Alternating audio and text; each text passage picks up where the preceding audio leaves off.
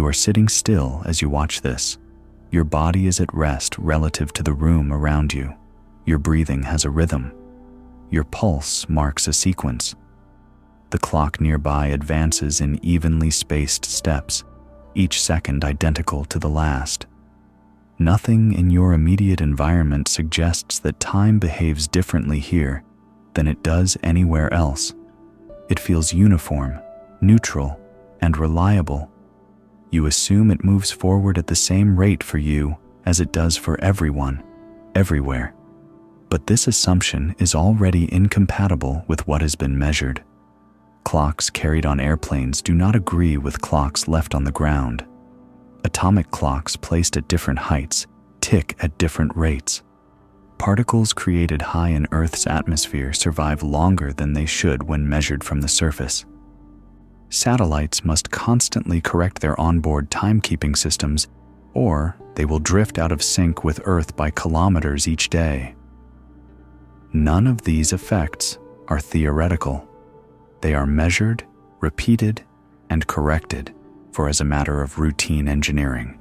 Time does not pass at a single speed. It never has. It never does. And it cannot be made to. The question is not whether time changes speed. The question is why a quantity we experience as continuous, uniform, and universal has no single rate at all.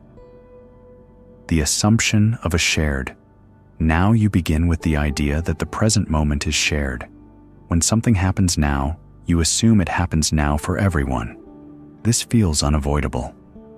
Yet precise measurements show that simultaneity breaks down the moment relative motion, or gravity, is involved.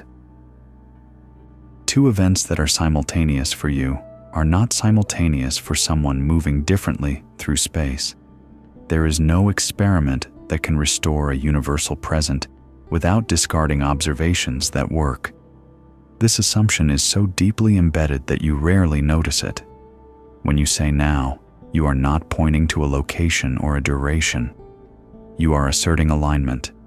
You are claiming that distant events, unseen and unmeasured by you, occupy the same temporal position as your own experience.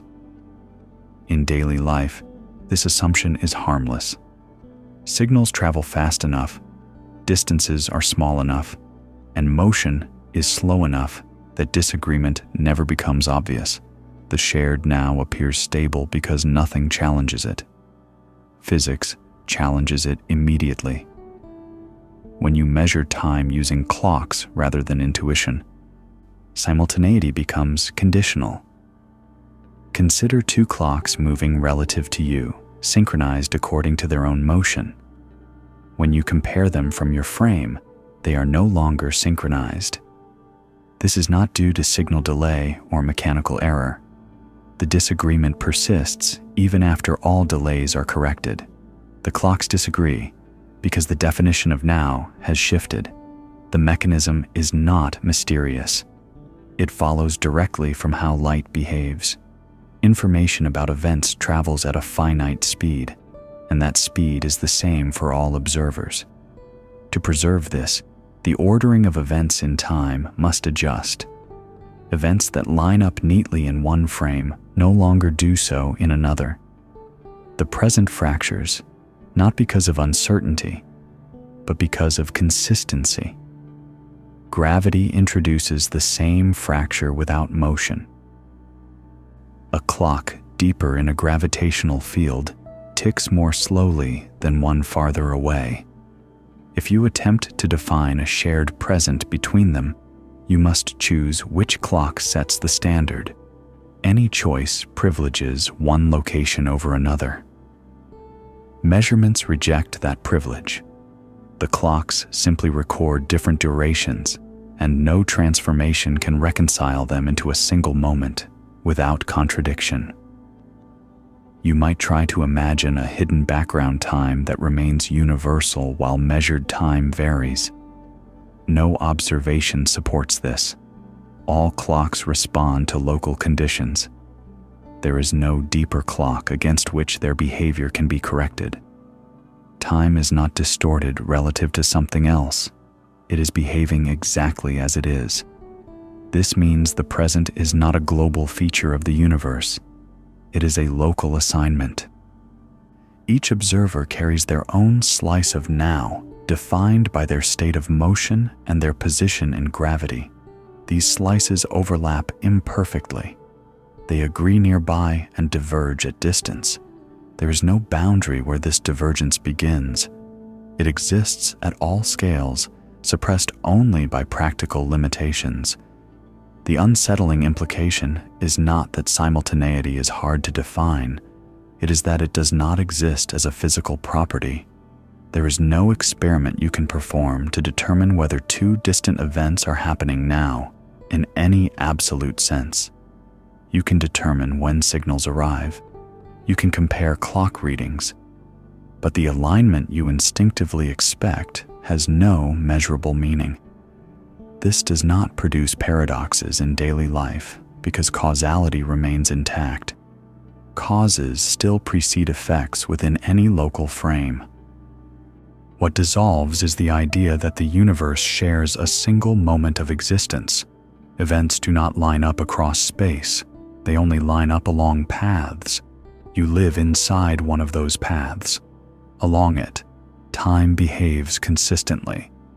The breakdown occurs only when you extend that consistency outward and expect it to hold everywhere. Measurement refuses that extension. The shared now feels fundamental because your perception depends on it. Physics does not. Physics replaces it with a network of local times, each valid, none central. The present does not span the universe. It exists only where you are, and it cannot be carried intact beyond that. Time as a measured quantity. You tend to think of time as something you feel. Physics treats it as something you measure. A second is defined by a specific vibration of a cesium atom, not by human perception. When identical atomic clocks are separated and later reunited, they do not agree. The disagreement is not error. It is the result. Time reveals itself only through comparison, and those comparisons never align perfectly. This distinction matters because feeling and measurement behave differently. Your internal sense of duration is elastic. It stretches with boredom and compresses with urgency. Physics discards this entirely. A second is not an experience but a count. It is the accumulation of 9,102.631,170 transitions between two energy states of a cesium-133 atom. This definition does not change with mood, memory, or attention. It is indifferent to you. Once time is defined this way, it becomes portable. You can carry a clock anywhere. You can separate it from others, accelerate it, lift it higher in a gravitational field, or return it later for comparison. When you do, the numbers written into the clocks differ. Nothing about their construction explains this. They function as designed. They register time faithfully according to their local conditions. The only way to detect these differences is through reunion. A single clock in isolation gives you no information about time's rate. It ticks. That is all. Time, as physics encounters it, exists only when at least two clocks are brought into relation. The moment you compare them, time becomes plural. This plural nature is not a flaw in measurement. It is the structure of what is being measured. If time were absolute, identical clocks following different paths would always agree. No experiment has ever confirmed this. Instead, the opposite result appears consistently. Motion and gravity imprint themselves directly onto duration. This forces a reversal of intuition. You are accustomed to thinking that clocks measure time. In practice, clocks define it. There is no external time against which they are checked. Their readings are the only access you have. When those readings differ, there is nothing beyond them to appeal to. You might imagine averaging the results to recover a true value. This fails immediately. Averaging privileges no physical process. It does not correspond to any clock that actually exists. Physics does not allow time to be smoothed out by statistical convenience. It only recognizes what instruments record. The reliance on comparison has a further consequence. Time cannot be assigned to events independently of a reference. An event has no timestamp on its own. A time is always a reading on a particular clock at the moment the event is recorded. Change the clock, and the time changes with it. This does not mean time is subjective. The clocks disagree, but they do so predictably. Their differences follow precise relationships confirmed across countless experiments. Time is not arbitrary. It is conditional. What disappears is the idea that time is a background through which events pass uniformly. Measurement shows the opposite. Time is something that accumulates along physical paths. Different paths accumulate different amounts. The measurement does not reveal a hidden inconsistency. It reveals that consistency was never there. You continue to experience time as smooth and singular because your biological processes function as a tightly coupled system. Your internal clocks move together. Physics operates at a different level. It compares clocks that do not share the same conditions. At that level, time fragments. The unsettling implication is not that time is hard to measure. It is that time has no meaning apart from measurement, and every measurement is local. There is no universal second ticking in the background. There are only records, comparisons, and discrepancies that cannot be eliminated. Time does not exist first and get measured later. It emerges only when something counts it, and when more than one thing does the counting, the results refuse to align. Motion changes duration. It seems reasonable that motion changes position, not duration, but measurements show otherwise. When an object moves quickly through space, less time passes for it relative to a stationary observer.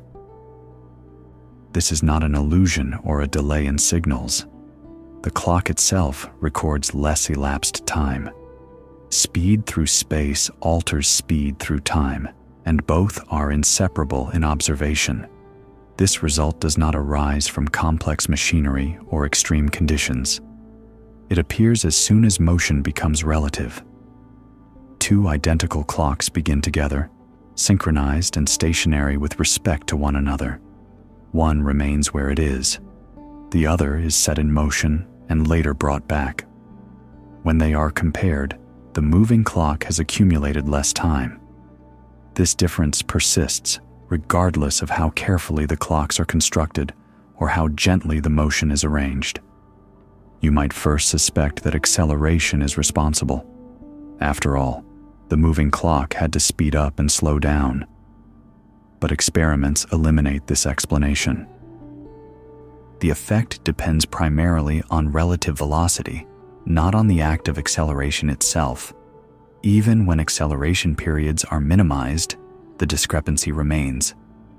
Duration changes because motion changes the structure of time, not because clocks are stressed. The mechanism is not hidden. It follows from the constancy of the speed of light.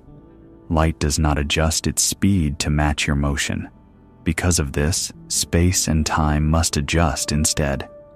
Distances contract. Durations stretch or compress depending on the observer. These are not separate effects. They are different expressions of the same constraint. From your own perspective, nothing unusual happens. Your clock ticks normally. Your biological processes unfold as they always do. There is no internal signal that time has slowed. The difference only appears when your clock is compared to another that followed a different path. Motion leaves no local trace. Its effect on time is relational. This creates a subtle shift in how duration must be understood. Time is no longer something that flows uniformly regardless of circumstance. It becomes something that depends on how you move through space. The faster you move, the less time you accumulate between two meetings. Motion does not borrow time or distort it temporarily. It permanently alters how much time is recorded. This relationship has been tested repeatedly. Fast-moving particles live longer than expected when observed from a stationary frame. Precise clocks flown around the Earth return with measurable offsets. Each experiment confirms the same pattern. Duration is not invariant. It is contingent. The effect is symmetrical. From the perspective of the moving clock, it is the stationary clock that is running slowly. There is no preferred frame where time behaves correctly. Each observer's measurements are internally consistent. The contradiction appears only when measurements are compared across frames.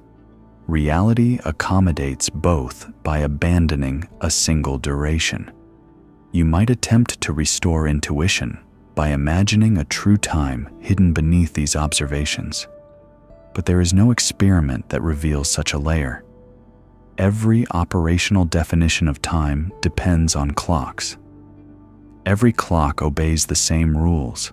There is no access to anything deeper. This forces a redefinition of what duration means. Duration is not the time between events in an absolute sense. It is the time accumulated along a particular path. Change the path, and you change the duration. The events remain the same. The time between them does not. The unsettling implication is not that motion affects time. It is that time has no meaning independent of motion. Space and time are not separate stages on which physics unfolds.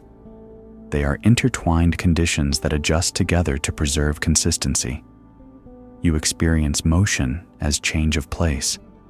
Physics reveals it as change of time as well. The faster you move through space, the less you move through time. This is not metaphor. It is a measured relationship with no exception. Duration is not something you carry unchanged from one place to another. It is something you accumulate differently depending on how you travel. And no experiment has ever shown otherwise. Gravity alters the rate of time. You feel gravity as weight, as pressure against the ground. Instruments detect it as curvature. In regions of stronger gravity, time passes more slowly.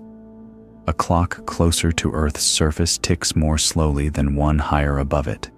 This difference is small, but measurable. Time responds to gravity not as a background condition, but as a variable quantity. This effect does not require extreme environments to appear. It is present wherever gravity exists. Two identical atomic clocks placed at different heights above the Earth will diverge. The clock lower down accumulates less time.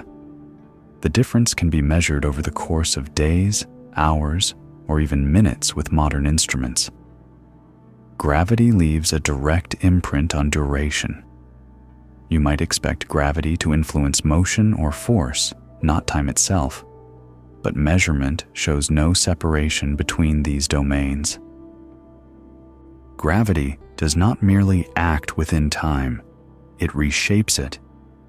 The deeper a clock sits in a gravitational field, the more slowly it records the passage of seconds relative to a clock farther away. The mechanism is not based on mechanical interference. The clock is not compressed, slowed, or damaged. It functions normally by its own standard. The slowing appears only in comparison. As with motion, gravity alters time relationally, not locally. A clock near Earth's surface has no awareness of its slower rate. This effect follows from the equivalence between gravity and acceleration. A clock held stationary in a gravitational field behaves like a clock accelerating through empty space. In both cases, time accumulates differently. The universe does not distinguish between these situations. Duration responds to the geometry of space-time rather than to force in the conventional sense. Curvature replaces attraction as the organizing principle. Mass tells space-time how to curve. That curvature determines how objects move and how clocks tick. Time does not exist alongside gravity. It is woven into the same structure. Where curvature increases, the spacing between moments changes. This has practical consequences. Satellite systems orbiting Earth experience weaker gravity than clocks on the surface. Their time runs faster. If this difference were ignored, positioning errors would accumulate rapidly. The correction is not optional. It is built into the system. Everyday technology depends on time's sensitivity to gravity. The effect extends far beyond Earth. Near massive objects, the slowing becomes extreme. Clocks near neutron stars or black holes accumulate time at dramatically reduced rates compared to distant observers. Yet even in these environments, the local experience remains unchanged. A clock near the mass continues to tick normally by its own measure. This reveals a deeper problem with the idea of a universal time. If time slows near mass, then regions of the universe age at different rates. There is no single answer to how much time has passed globally. Any such statement depends on where you place the clock. You might attempt to correct for gravity by defining time far from all mass. But such a location does not exist. Gravity is present everywhere. Even the most empty regions of space are influenced by distant matter. There is no neutral vantage point from which time can be defined absolutely. What remains is a network of local times, each shaped by the surrounding mass energy. These times can be related mathematically, but they cannot be merged into a single flow. Gravity fragments duration, just as motion does. The unsettling implication is that time is not a universal backdrop against which gravity operates. Gravity is part of what time is. The rate at which moments accumulate depends on the structure of space-time itself. You stand on the surface of the Earth assuming your present moment matches the present everywhere else. Measurement disagrees. Your time is slower here than it would be higher up. It is slower still than it would be far away. Gravity ensures that time never moves at the same rate in all places. The difference is small enough to ignore in daily life, but it is real enough to be measured, corrected for, and relied upon. Time does not merely pass under gravity. It is shaped by it, continuously and without exception. The failure of a global clock. You might expect that with enough precision, a master clock could be built to define true time. No such clock can exist. Any clock placed somewhere is affected by local motion and gravity. Any signal sent to synchronize clocks introduces delays that depend on distance and movement. The idea of a universal time standard collapses under measurement. This expectation is reasonable. In everyday systems, a reference solves disagreement. When measurements differ, you choose a standard and calibrate everything to it. Time resists this approach. The moment you attempt to elevate one clock above all others, physics removes its authority. A clock cannot be placed nowhere. It must exist at a location, follow a path, and remain within a gravitational field. Each of these conditions alters its rate. Declaring that clock to be the master does not neutralize these effects. It simply hides them behind convention. You might attempt to place the master clock far from massive objects, moving as little as possible. But there is no such place. Gravity extends without boundary. Motion is always relative. Even a clock drifting in deep space is in motion with respect to something else.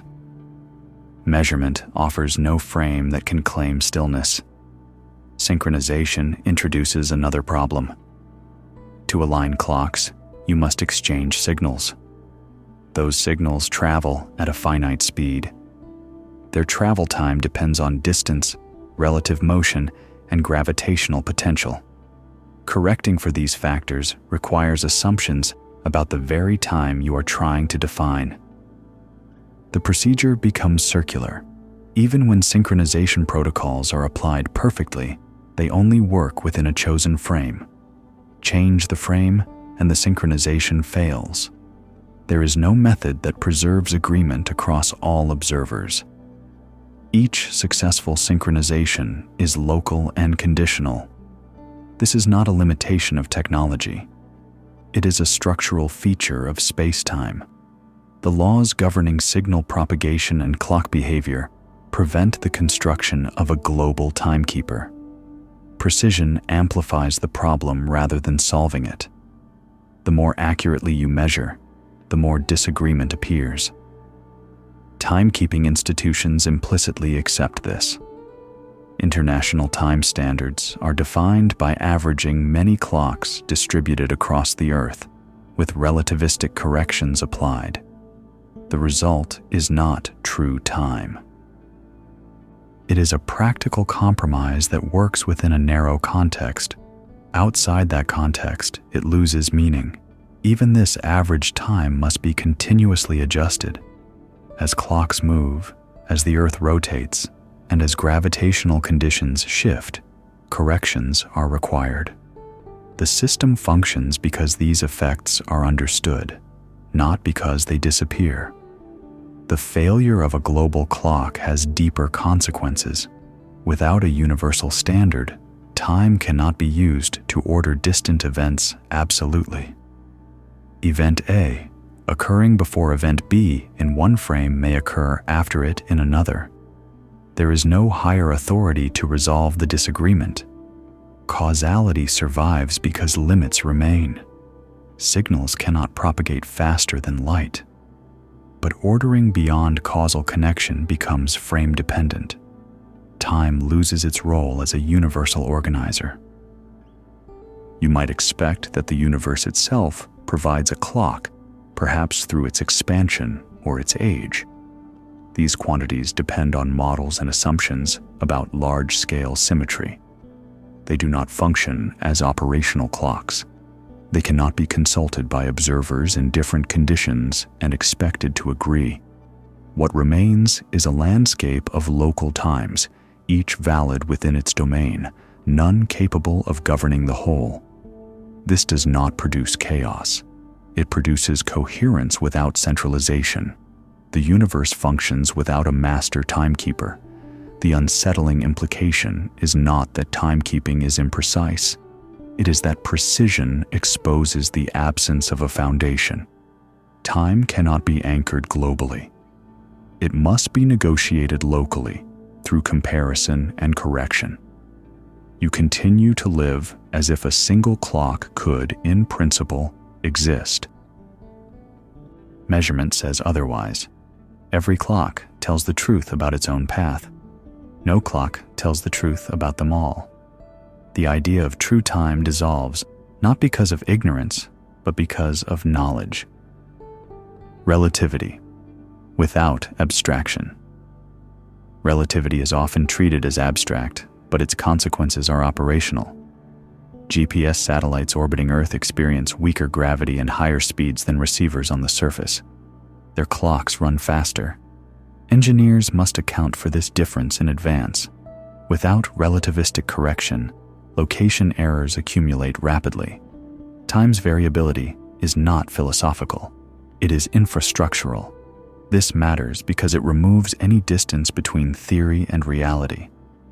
Relativity is not confirmed in laboratories alone. It is confirmed every moment a navigation signal reaches your device and places you where you are supposed to be. The system works only because time does not behave uniformly. Each satellite carries atomic clocks nearly identical to those on the ground. From the satellite's perspective, its clock ticks normally.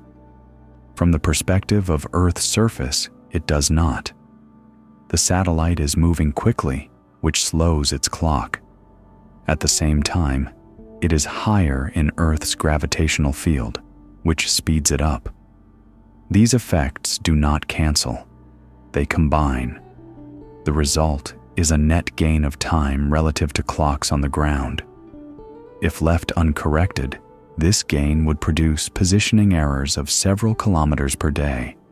No amount of signal refinement or computational cleverness could fix this after the fact. The clocks themselves would be wrong. So the correction is built in before launch. Satellite clocks are deliberately offset so that once in orbit, they tick at the same rate as ground-based time standards. This adjustment is not a convenience. It is a necessity dictated by measurement. This is where abstraction fails. There is nothing symbolic about these corrections. Engineers do not debate interpretations. They apply equations because those equations match reality. If relativity were only an abstract framework, the system would drift and fail. It does not. The unsettling implication is subtle. Time is not something technology measures neutrally. Technology must adapt to time's variability to function at all. Infrastructure does not reveal a stable temporal background. It reveals a fragmented one that must be managed carefully. You might imagine that these corrections are special cases, relevant only to fast-moving satellites. They are not. The same principles apply everywhere. The reason you do not notice them is scale. The differences are small, but they are never zero. The system works because physics predicts exactly how much time will diverge under specific conditions. That predictability does not restore uniformity. It confirms its absence. Time is reliable only because its variability follows strict rules. This introduces a reversal of expectation. You might assume technology depends on stable time. In reality, stable outcomes depend on unstable time that is precisely understood. Uniformity is an approximation maintained by constant correction. There is no deeper layer where time is truly synchronized, and technology merely approximates it. The synchronized time you rely on is constructed, not discovered. It exists because discrepancies are anticipated and compensated for. Relativity, in this context, is not a description of exotic situations. It is a manual for operating in the real world. The equations are not philosophical statements about reality's nature. They are instructions for how clocks behave when separated. This removes the comfort of abstraction. Time's variability is not a distant implication of theory. It is embedded in systems you trust to function invisibly. Every successful correction is evidence that time itself did not cooperate. You never interact with raw time. You interact with time that has already been adjusted to hide its inconsistencies. The smooth experience is engineered. Beneath it, clocks disagree continuously. Relativity does not tell you that time can behave strangely under extreme conditions. It tells you that time behaves differently under ordinary ones. The fact that this difference must be corrected in advance means it is not optional, ignorable, or rare.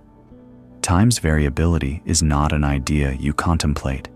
It is a condition your technology quietly obeys. Proper time and individual histories. Each object traces its own path through spacetime, called its world line.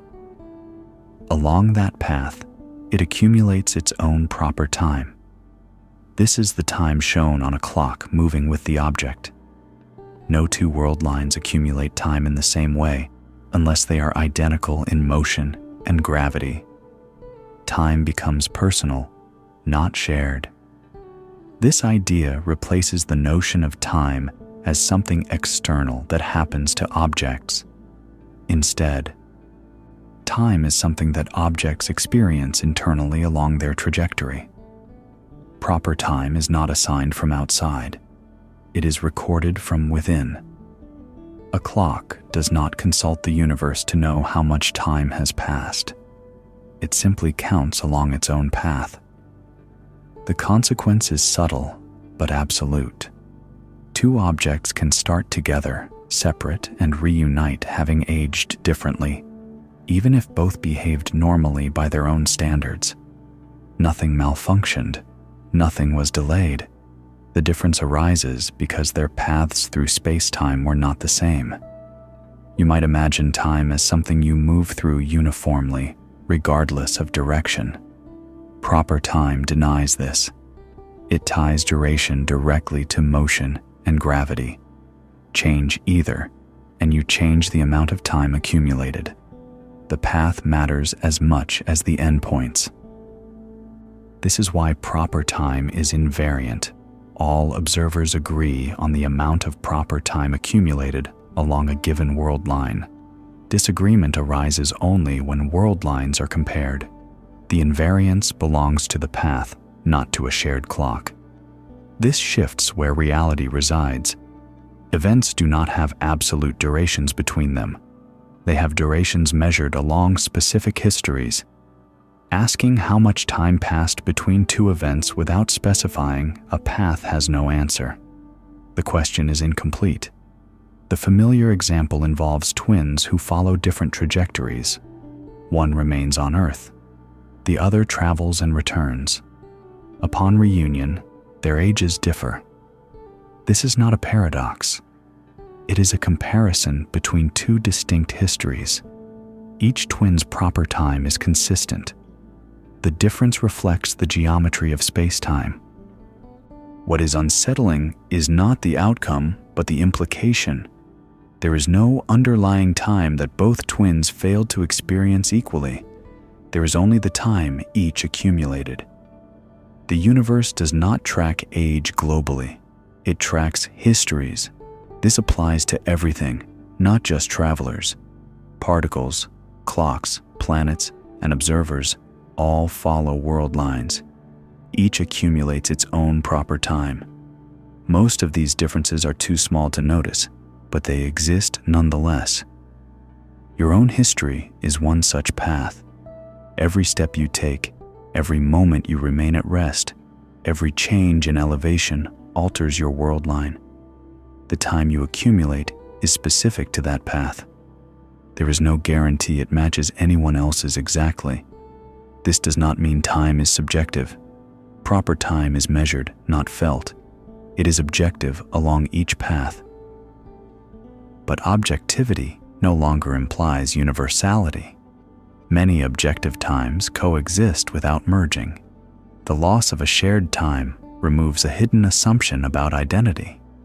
You tend to think of yourself as persisting through a universal present. Physics replaces this with persistence along a particular history. Continuity belongs to the path, not to the moment. This reframes what it means to exist at the same time as something else.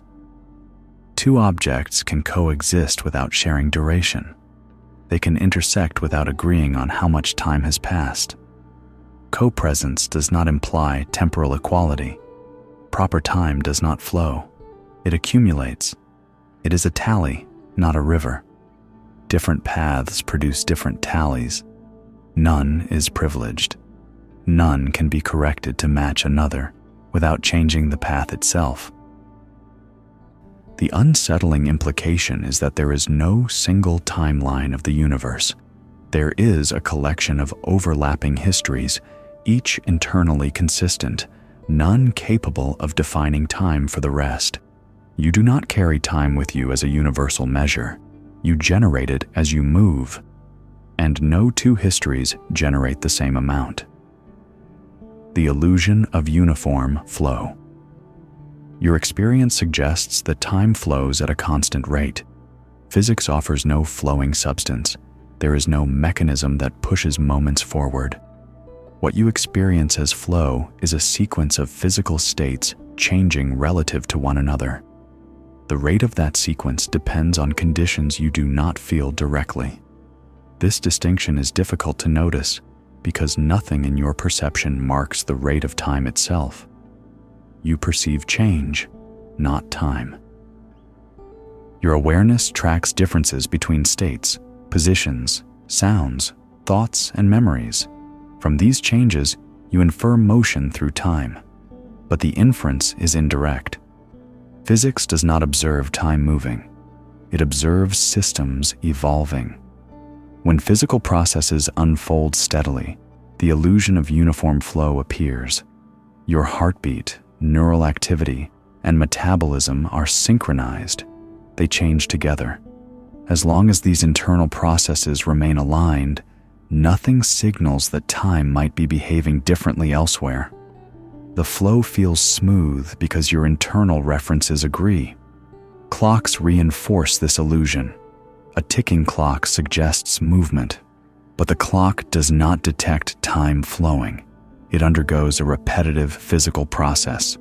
The regularity of that process creates the impression of flow. Replace the clock with a different mechanism, and the impression remains as long as the process is stable. Physics describes time not as a current, but as a coordinate. It labels when events occur. It does not drive them. The equations governing motion and change do not contain a term for time pushing systems forward. They describe relationships between states. Time orders these states, but does not cause the ordering. This becomes evident when time rates differ. A clock in motion or in gravity does not experience a change in flow. Its internal processes continue normally. The illusion of uniformity remains intact locally.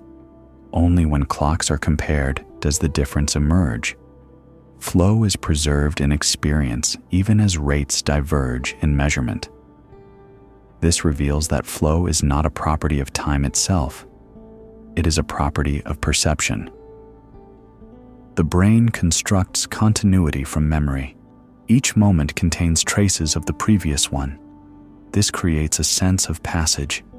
Physics does not require this passage to exist. You might expect that if time slowed, you would notice. You would not. Every process that could register the slowing would slow with it. There is no external reference inside your frame. Uniform flow is unfalsifiable locally. It survives regardless of what time is doing. This makes time unlike other physical quantities. When temperature changes, you feel it. When velocity changes, you detect acceleration. When time rate changes, nothing alerts you. The change is absolute only in comparison, never in isolation. The illusion of flow also obscures the absence of a preferred rate. You are accustomed to thinking of time as having a speed, 1 second per second. Physics offers no such value. There is no baseline rate. There are only ratios between clocks following different paths. When those ratios differ, the idea of a single flow becomes incoherent. If time flowed, it would have to flow at a rate. That rate would have to be measurable. No experiment has ever detected it. All that can be measured are differences between clocks. This forces a reinterpretation of what it means for time to pass. Passing is not something time does. It is something systems do. They change. They record sequences. They accumulate differences. Time is the label you attach to those accumulations. The unsettling implication is that the most familiar aspect of time, its apparent motion, is not a physical feature of the universe. It is a cognitive construction supported by stable conditions. When conditions differ, the construction remains, but the measurements do not. Time does not flow uniformly everywhere. It does not flow at all. What you call flow is the alignment of processes along your particular history. Physics records the misalignment everywhere else. Time does not speed up or slow down. Locally, from your own perspective, time always feels normal. Your heart, your thoughts, and your clock remain synchronized. Relativistic effects only appear when times are compared afterward. This means time does not feel distorted, even when it is measurably different. There is no internal signal that time has changed speed. This is a consequence of the relational nature of time. All processes within your frame of reference adjust together. Your neurons fire at their usual rate. Your muscles contract normally. Your instruments tick steadily. There is no internal marker that registers the difference between proper time and coordinate time. Every local measurement, every perception, every internal rhythm aligns perfectly with the accumulation of proper time along your world line. Consider a clock moving with you. It ticks, and you perceive each tick as 1 second. Your body and environment are in lockstep with it. From inside this frame, nothing seems abnormal. The clock does not lag. Your heartbeat does not accelerate. Your thoughts are uninterrupted.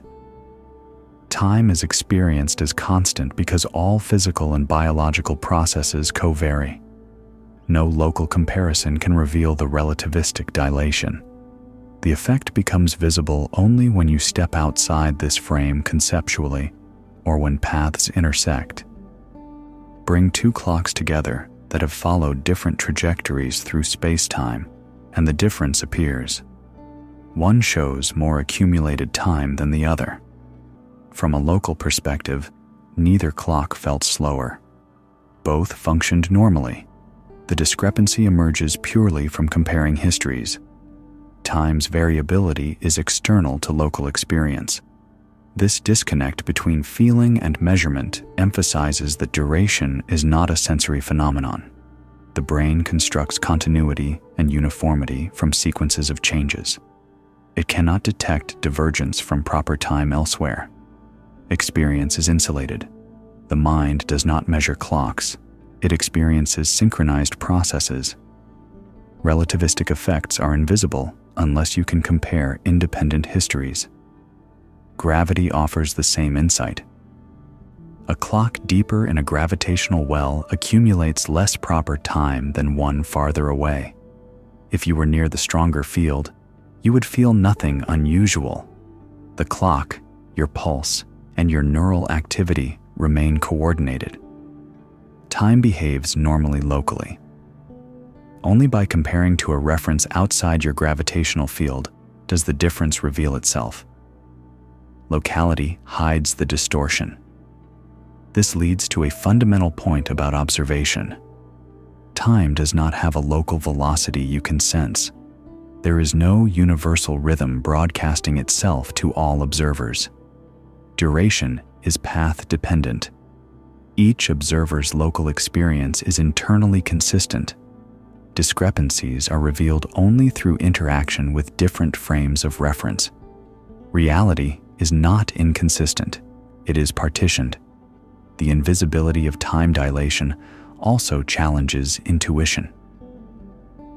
We often assume that if something slows or accelerates, we would notice it. Relativity demonstrates that time can diverge without leaving an internal trace. There is no sensation of slowing or speeding. All that changes is the outcome of external comparison, not the experience itself. Even in extreme cases, the pattern holds. Particles traveling near the speed of light decay more slowly relative to stationary observers. Yet from the particle's own frame, nothing is abnormal. Its internal clock, if it had one, ticks normally. Life progresses as it always would. The alteration exists entirely in relation to other frames, not locally. The unsettling implication is that time's rate is fundamentally relational. There is no absolute clock inside which all observers reside. Your experience, your perception of continuity, is always synchronized with the path you occupy. Time varies between paths, but nowhere along a given path is there a local sign of variation. Time does not move faster or slower for you. It simply is, measured only along the trajectory you follow. Any difference in speed exists only when compared to another path. Locally, uniformity is complete. Globally, it dissolves.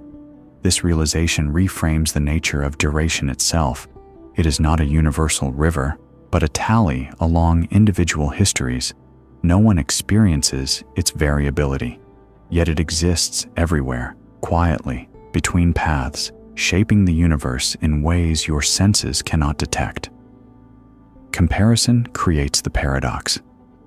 The contradictions emerge only when two timelines meet.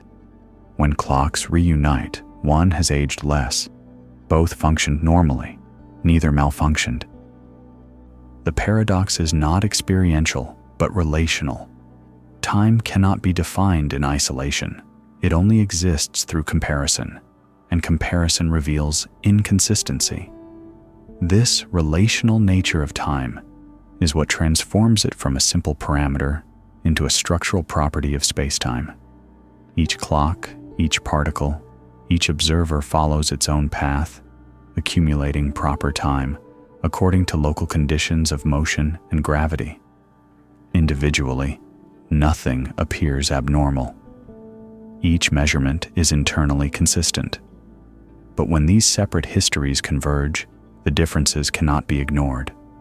Time does not merely diverge, it fragments, revealing a network of overlapping, incompatible durations. The paradox becomes evident in the classic twin thought experiment. One twin travels at high velocity on a journey through space, while the other remains on Earth. Upon reunion, the traveling twin has aged less. Both twins experienced the passage of time normally along their own trajectories. The paradox is not that time behaved strangely locally, but that two normally functioning paths yield incompatible totals when compared. The clash emerges only at the intersection of histories. This principle applies universally. Every object in motion relative to another accumulates time differently. Clocks on high-speed aircraft, orbiting satellites, or near massive bodies each follow distinct world lines. Each accumulates proper time accurately and without deviation. Only when signals are exchanged or clocks are brought together do discrepancies appear. Time is thus not an intrinsic backdrop, but a relational property revealed by interaction. Comparison also forces us to abandon the notion of a single, global sequence of events. Events that are simultaneous for one observer may occur in different order for another. Two histories may intersect, yet each will assert a consistent timeline along its own path. The inconsistency arises purely from the relational measurement between them. There is no absolute arbitration. Physics preserves causality, but it cannot impose a universal age or uniform ordering. This paradox challenges intuition because experience and measurement diverge. Locally, every observer feels continuity. Clocks tick, processes unfold, and duration feels smooth. There is no internal sense of contradiction. It is only through the act of comparison, of juxtaposing one history against another, that the tension emerges. The inconsistency is not a failure of observation, error, or miscalculation.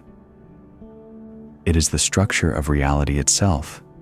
Signal transmission amplifies the paradox. When one timeline attempts to communicate with another, the finite speed of light introduces further subtleties.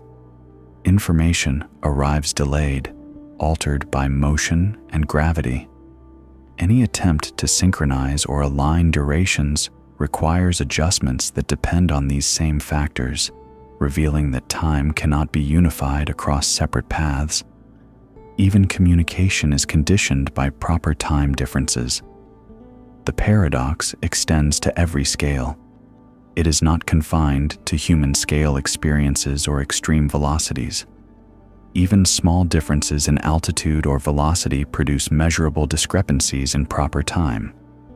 Every object in the universe traces its own history, and every reunion between histories risks exposing divergence. Uniform, global time is an ideal that measurement consistently denies. This forces a fundamental reconception. Time is not something objects move through independently. It exists only through their interactions and comparisons. The paradox does not arise from anomalies or rare conditions. It is intrinsic to the relational nature of space-time, embedded in the rules that govern motion, gravity, and light. The unsettling implication is that duration has no absolute existence.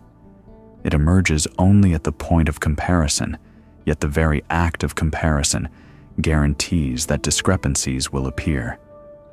There is no way to step outside these relationships to measure a singular, universal time. Every attempt to do so would contradict what clocks already show. Time is simultaneously reliable and inconsistent. Locally, it functions perfectly. Relationally, it exposes fracture. Comparison does not clarify. It reveals the impossibility of uniformity. Every reunion of histories confirms that time cannot be disentangled from the paths it measures, and the paradox persists inescapably wherever histories intersect. Scale does not remove the effect. You might assume these differences matter only at extreme speeds or energies, but gravity affects time at every scale. Even a difference of centimeters in height produces a measurable change with modern clocks. Time's variability is not reserved for cosmic extremes. It exists quietly in ordinary environments. This subtlety challenges intuition. You live surrounded by constant gravity and slow velocities, so the differences in proper time seem negligible. Your daily experience does not reveal them.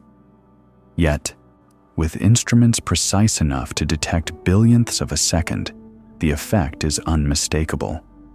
Two clocks separated by a single meter vertically on Earth accumulate slightly different durations. The larger the separation, the larger the discrepancy. The mechanism is straightforward. Clocks deeper in a gravitational field tick more slowly relative to those at higher potential. This is predicted precisely by general relativity and confirmed repeatedly by experiments. Time is not uniform even over human-scale distances. Gravity curves space-time, and all clocks within that curvature respond accordingly. The effect scales with the strength of the field, but the principle holds everywhere. Motion produces the same inevitability. Any relative velocity alters the accumulation of proper time. Even walking at a normal pace produces a minute discrepancy between a clock on your wrist and one left stationary. The difference is minuscule, undetectable to your senses, yet measurable with high-precision instruments. Time is malleable under conditions you might consider trivial. The interplay between gravity and motion ensures that no location, no frame, can claim uniform passage. Every world line through space-time, no matter how ordinary, accumulates time according to its specific path and surroundings. A clock's environment, down to the centimeter and the centimeter per second, shapes how much time it records. There is no scale at which time behaves identically for all observers. This universality has practical consequences. Technology such as GPS systems cannot assume Earth-bound time to be uniform across its surface. Satellites orbiting hundreds of kilometers above the surface must account for both gravitational time dilation and orbital speed. Engineers correct for discrepancies that arise on ordinary scales, meters, seconds, kilometers, because even tiny deviations accumulate to meaningful errors. Time's variability is thus infrastructural as well as theoretical. The effect is compounded when multiple factors converge. A clock moving relative to Earth while experiencing altitude changes accumulates proper time differently than a stationary clock at sea level. Minor adjustments in height, speed, and gravitational potential collectively yield measurable divergences. There is no threshold below which time is strictly uniform. It is continuously responsive, and measurement, always reveals it. This realization destabilizes the assumption that relativity is only relevant for stars, black holes, or particle accelerators. The same principles operate in everyday environments, imperceptibly, but undeniably. Your wristwatch, your smartphone, the pendulum of a laboratory clock, all respond to local conditions in ways that would have seemed unimaginable before precision instruments. Even the smallest differences matter to measurement, if not to perception. The conceptual consequence is equally profound. You may assume that ordinary experience approximates a universal time. It does not. What feels like smooth, shared passage is an overlay constructed by biological and technological systems designed to ignore minute divergences. Beneath this overlay, time varies ceaselessly with position, motion, and gravity. Duration is local, path-dependent, and sensitive to factors invisible in perception. Even in the familiar, your environment is fractured temporally. Two observers separated by a few meters experience slightly different accumulations of proper time.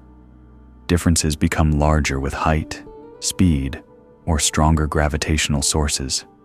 The universe is never perfectly synchronized, even at the scales you inhabit. Time's variability is a continuous property, not a boundary phenomenon. It is present in ordinary conditions, measurable if instruments are precise, unavoidable in principle, and inescapable in law. The effect does not wait for extremes to assert itself. It is always active, quietly shaping the accumulation of moments in ways that perception does not detect, but measurement cannot ignore. The unsettling implication is that uniformity is an illusion. Even here, even now, every centimeter, every motion, every gradient in gravity subtly alters the rate at which proper time accumulates. The world you perceive as temporally smooth is already a mosaic of tiny, continuous divergences silently occurring everywhere at all scales. The direction of time remains unchanged. Despite changing rates, time still appears to move forward. Entropy increases, causes precede effects. Relativity does not reverse this direction. It complicates duration without explaining why direction exists at all. The arrow of time survives, but its speed becomes relative. This persistence is fundamental to observation. No matter the path an object follows through space-time, events unfold in a consistent sequence. A particle decays, a clock ticks, and memories form in an order that cannot be reversed locally. Even when proper time diverges between paths, the local sequence remains intact. Relativity alters how much time has passed, but it cannot invert the sequence along any world line.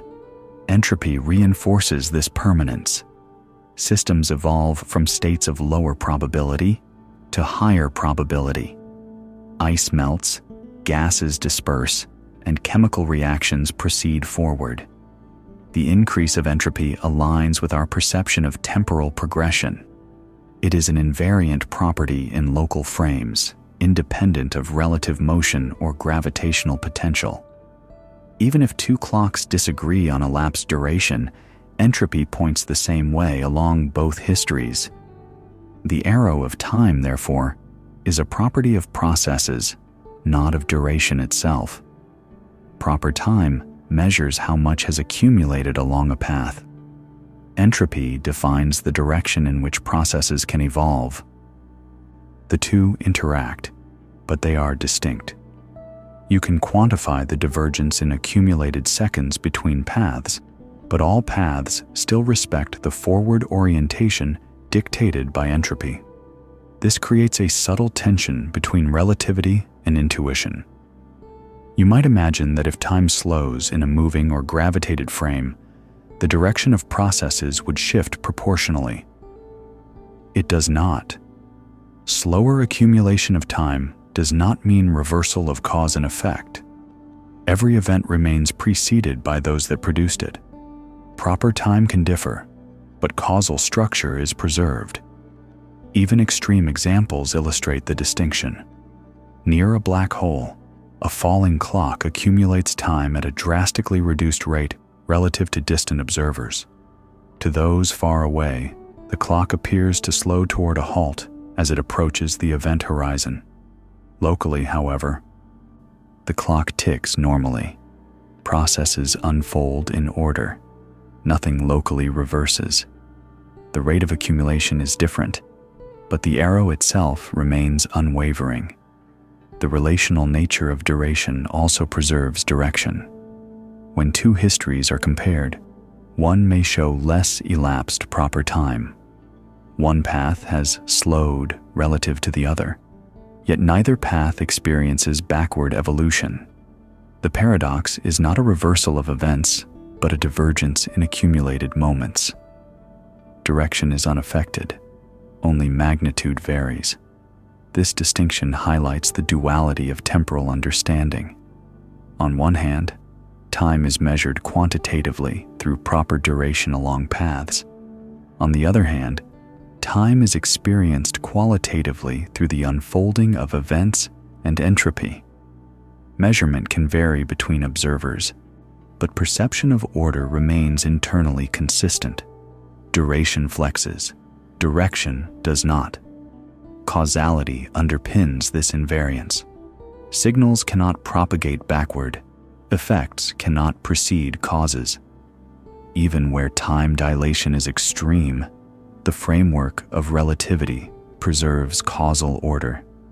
It is impossible to construct a scenario in which the arrow of time is reversed along any physical path without violating these principles. Direction is enforced by the structure of space-time itself. This creates a quiet asymmetry in the universe. Time's speed is relative. Its accumulated quantity depends on motion, gravity, and path. Yet the arrow, the direction in which change occurs, is absolute locally. Divergence in rate does not erode the sequence of events. Physics separates magnitude from orientation, accumulation from progression. The unsettling implication is that time is simultaneously flexible and rigid.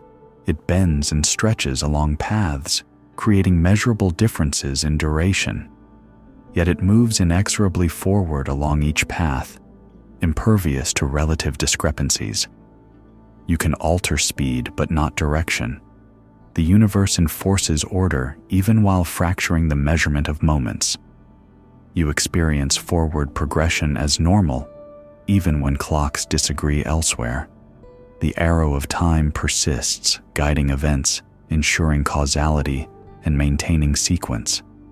Duration may be fragmented, speed may be relative, but direction, unyielding and invisible, remains constant, an underlying symmetry in a universe of shifting measures. No preferred frame exists. There is no frame of reference where time behaves correctly, while others are distorted. All inertial frames are equally valid. This means there is no hidden background time against which reality unfolds. What you measure is all that exists. There is no deeper clock beneath the surface. This principle challenges the most basic intuitions. You might assume that time has an absolute rhythm, ticking steadily, universally, independently of motion or location. Relativity shows that this assumption is false.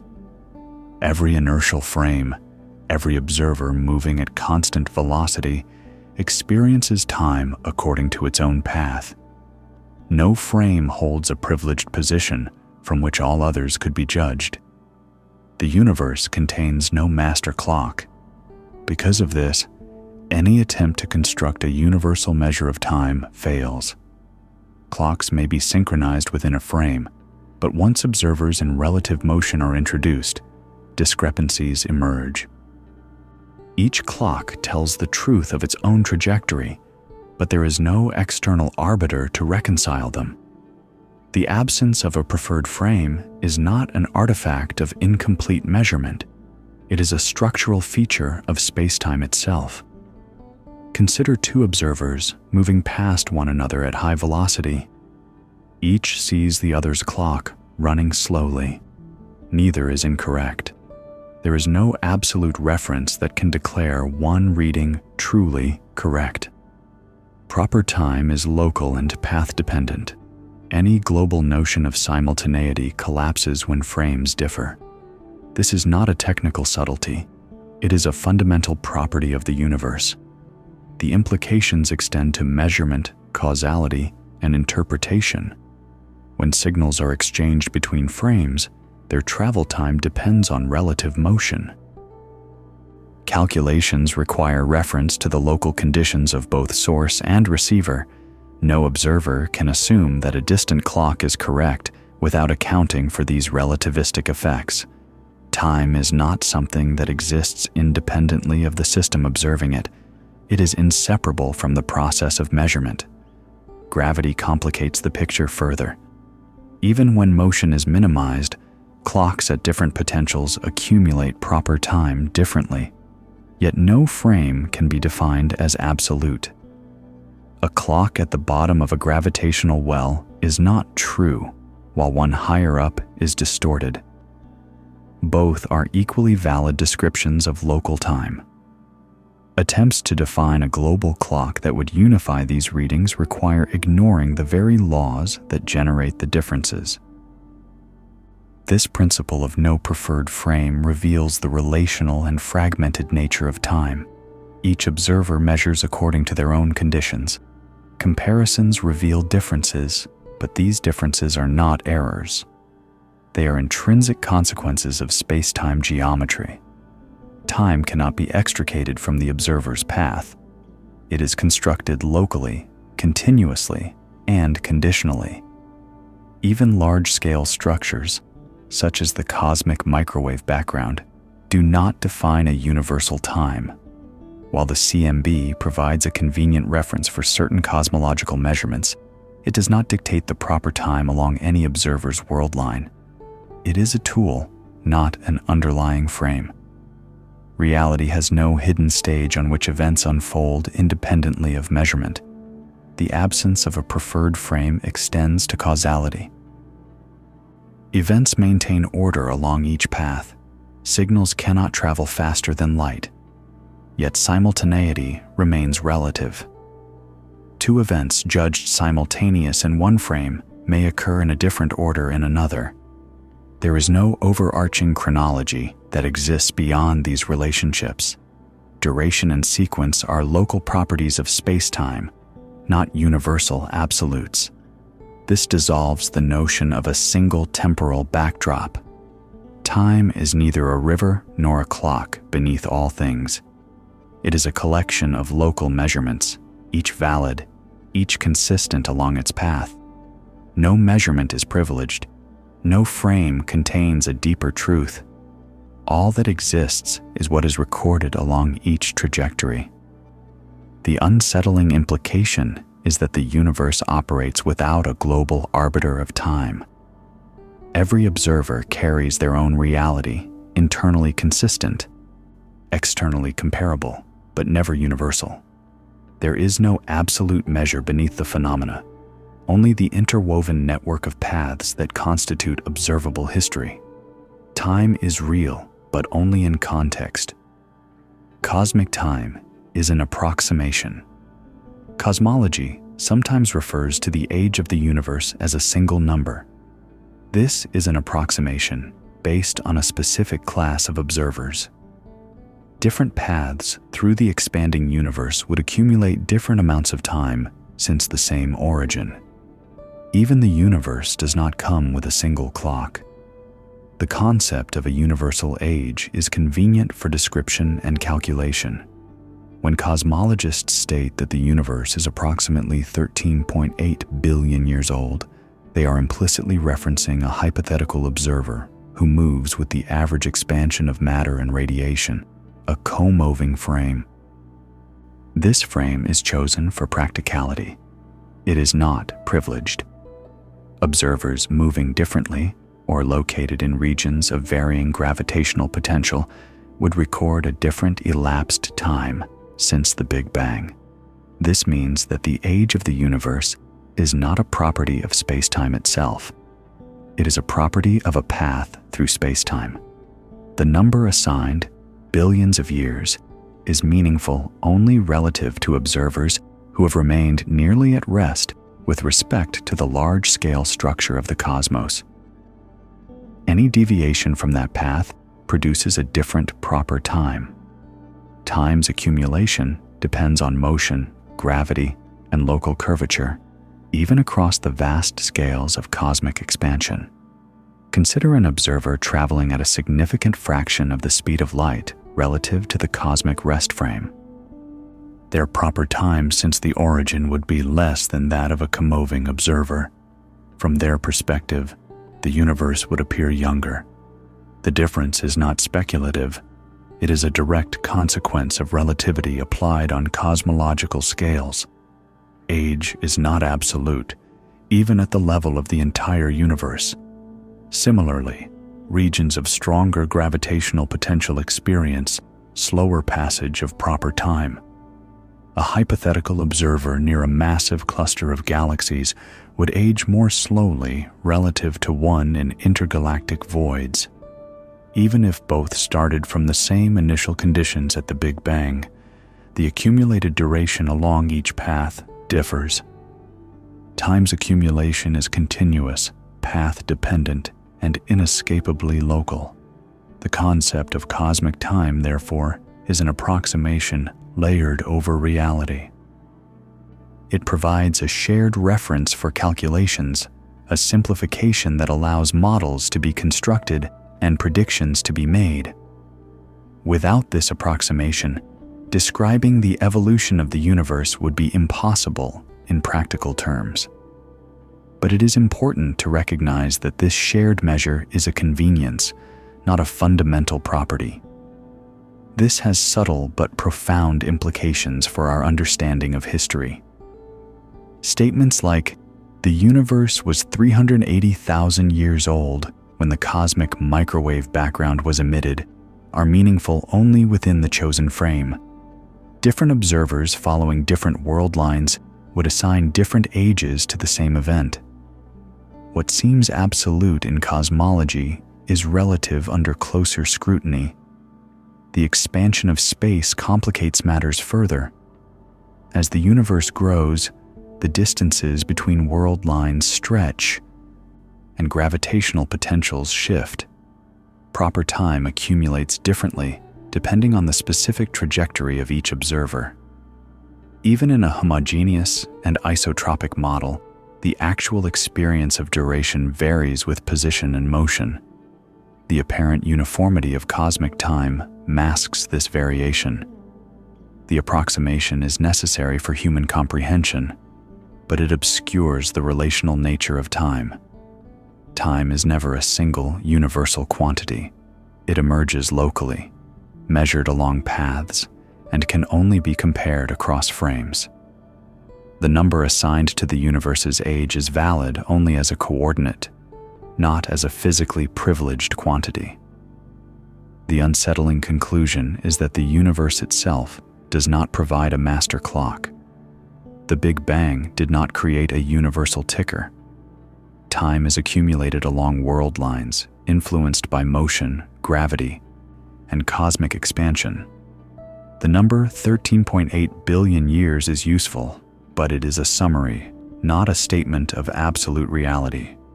Duration is plural, local, and inherently relational, even at the scale of the cosmos itself.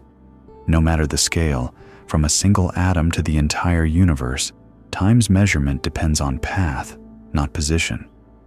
Cosmic time is a useful fiction, a scaffold for understanding, but beneath it lies a multiplicity of proper times, each internally consistent and none universal.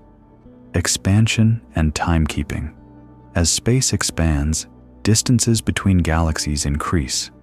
This expansion does not directly change local time, but it complicates comparisons across cosmic scales.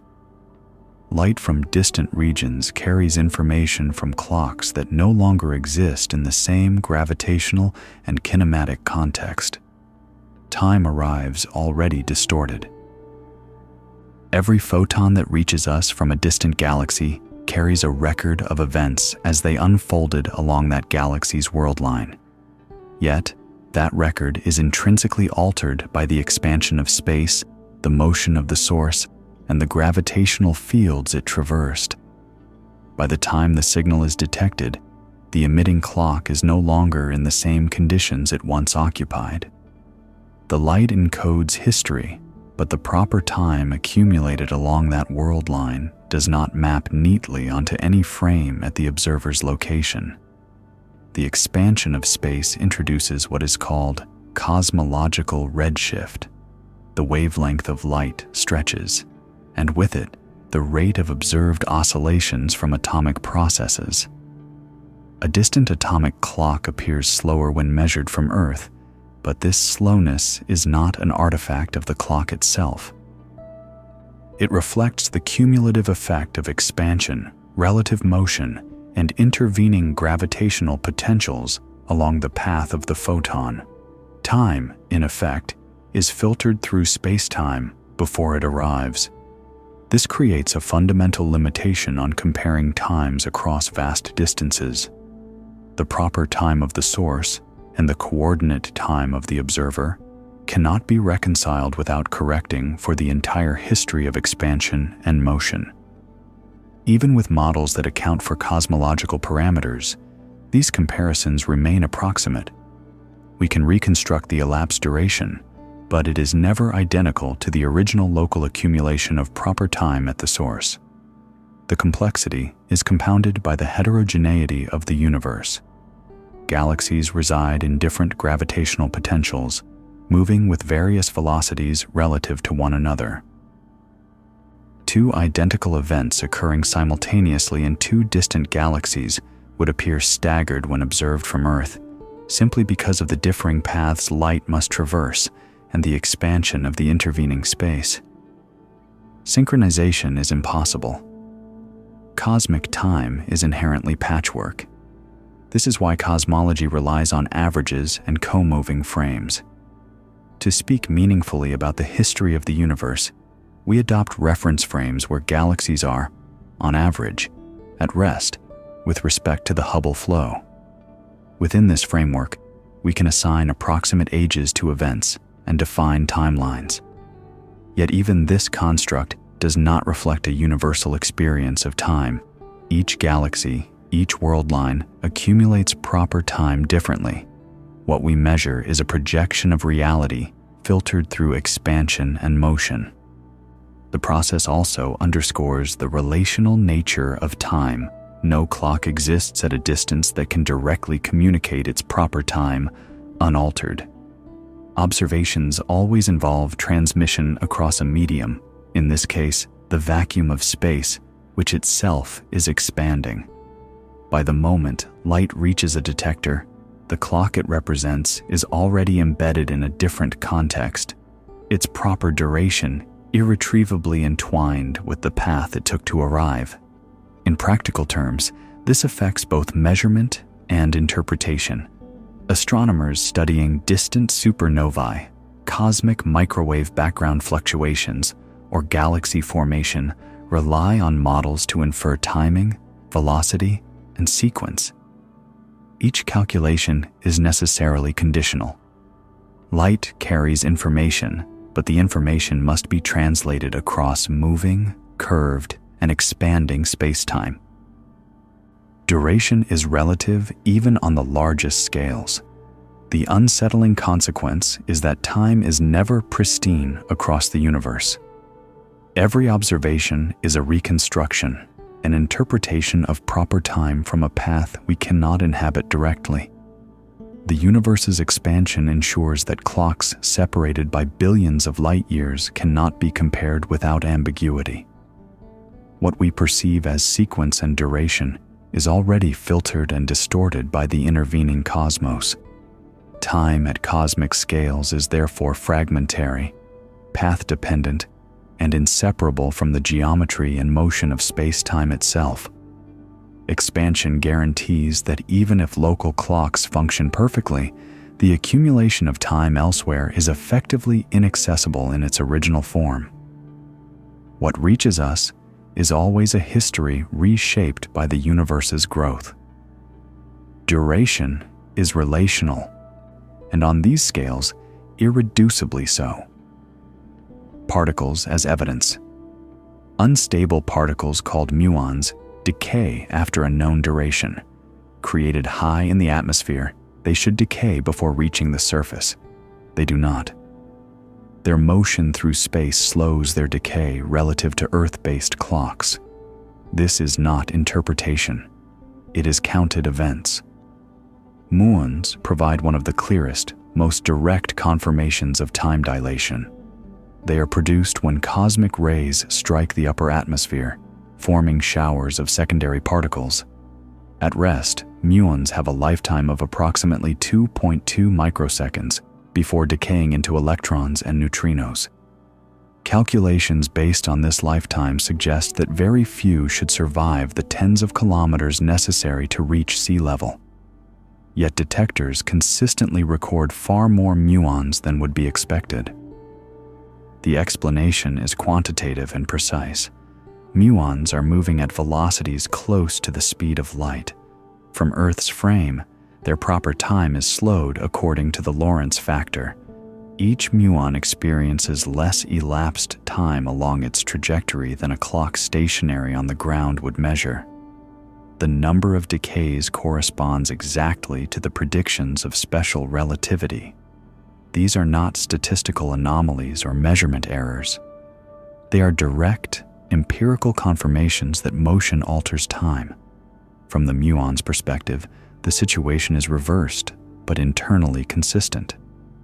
In its own frame, the muon experiences a normal decay process. Its proper time accumulates at its usual rate. The distance to Earth is contracted due to length contraction, meaning the muon sees the surface approaching more quickly. Both perspectives, Earth's and the muon's, are correct within their respective frames.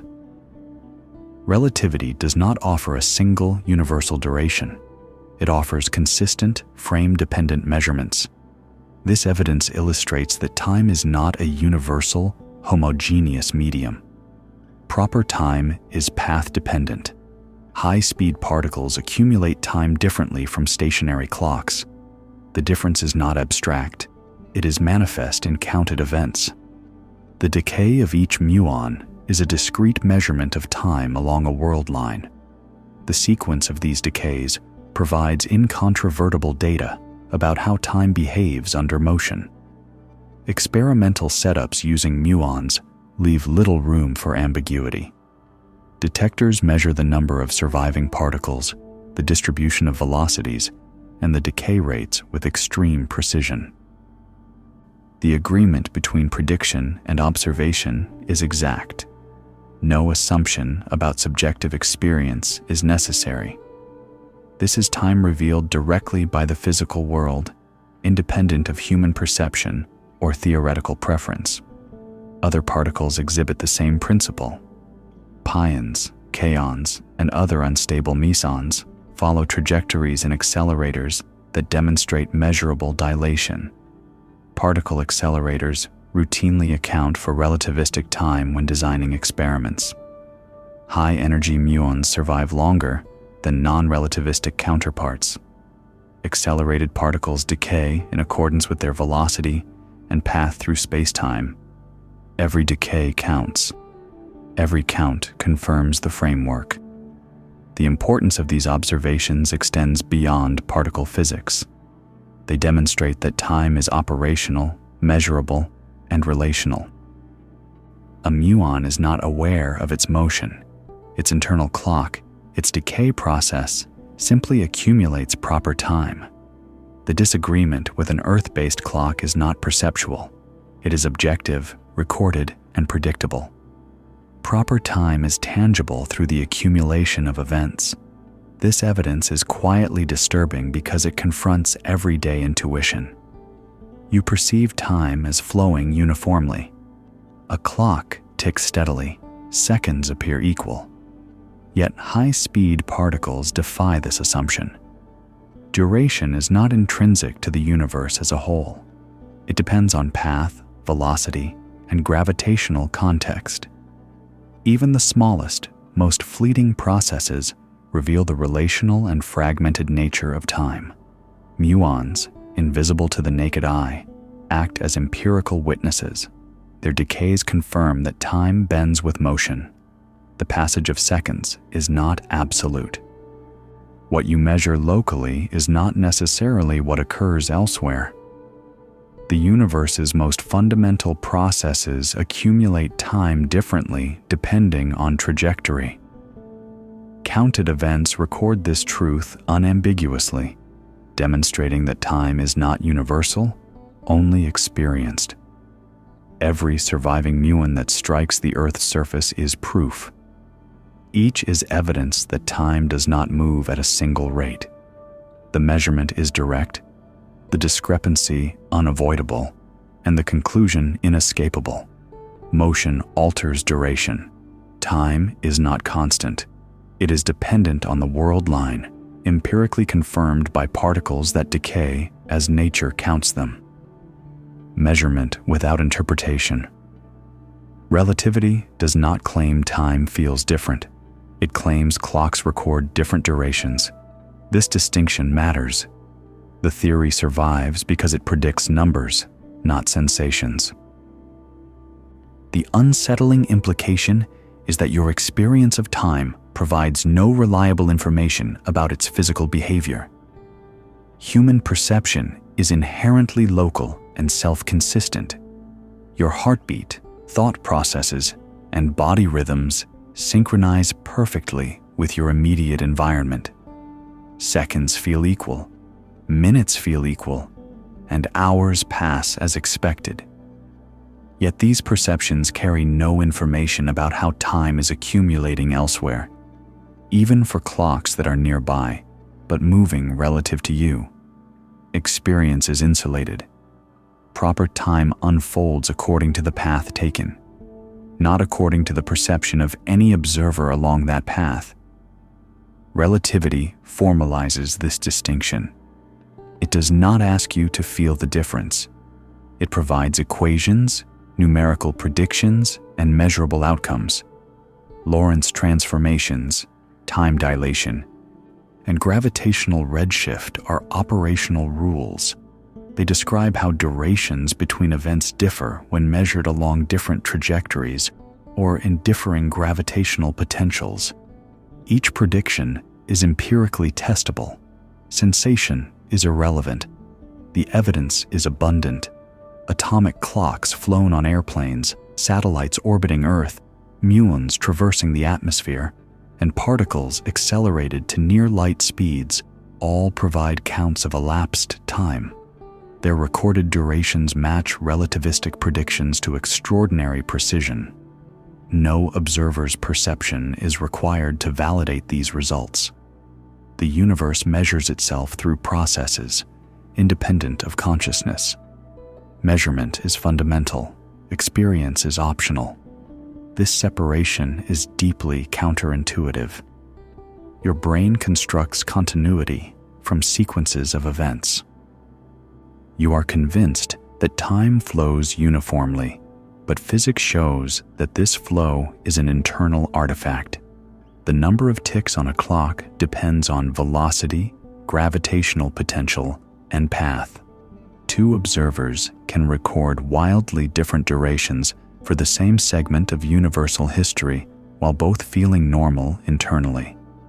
The objective world diverges from subjective experience in a way that is quantifiable and consistent. Even synchronized clocks disagree after moving along different trajectories. GPS satellites demonstrate this daily. Their onboard atomic clocks run faster than identical clocks on Earth due to weaker gravity, yet slightly slower due to orbital speed. Engineers do not rely on intuition to correct these discrepancies. They apply precise relativistic calculations. if the corrections were neglected. Positioning errors would accumulate by kilometers each day. Measurement is objective. Experience cannot substitute. This principle extends to thought experiments as well.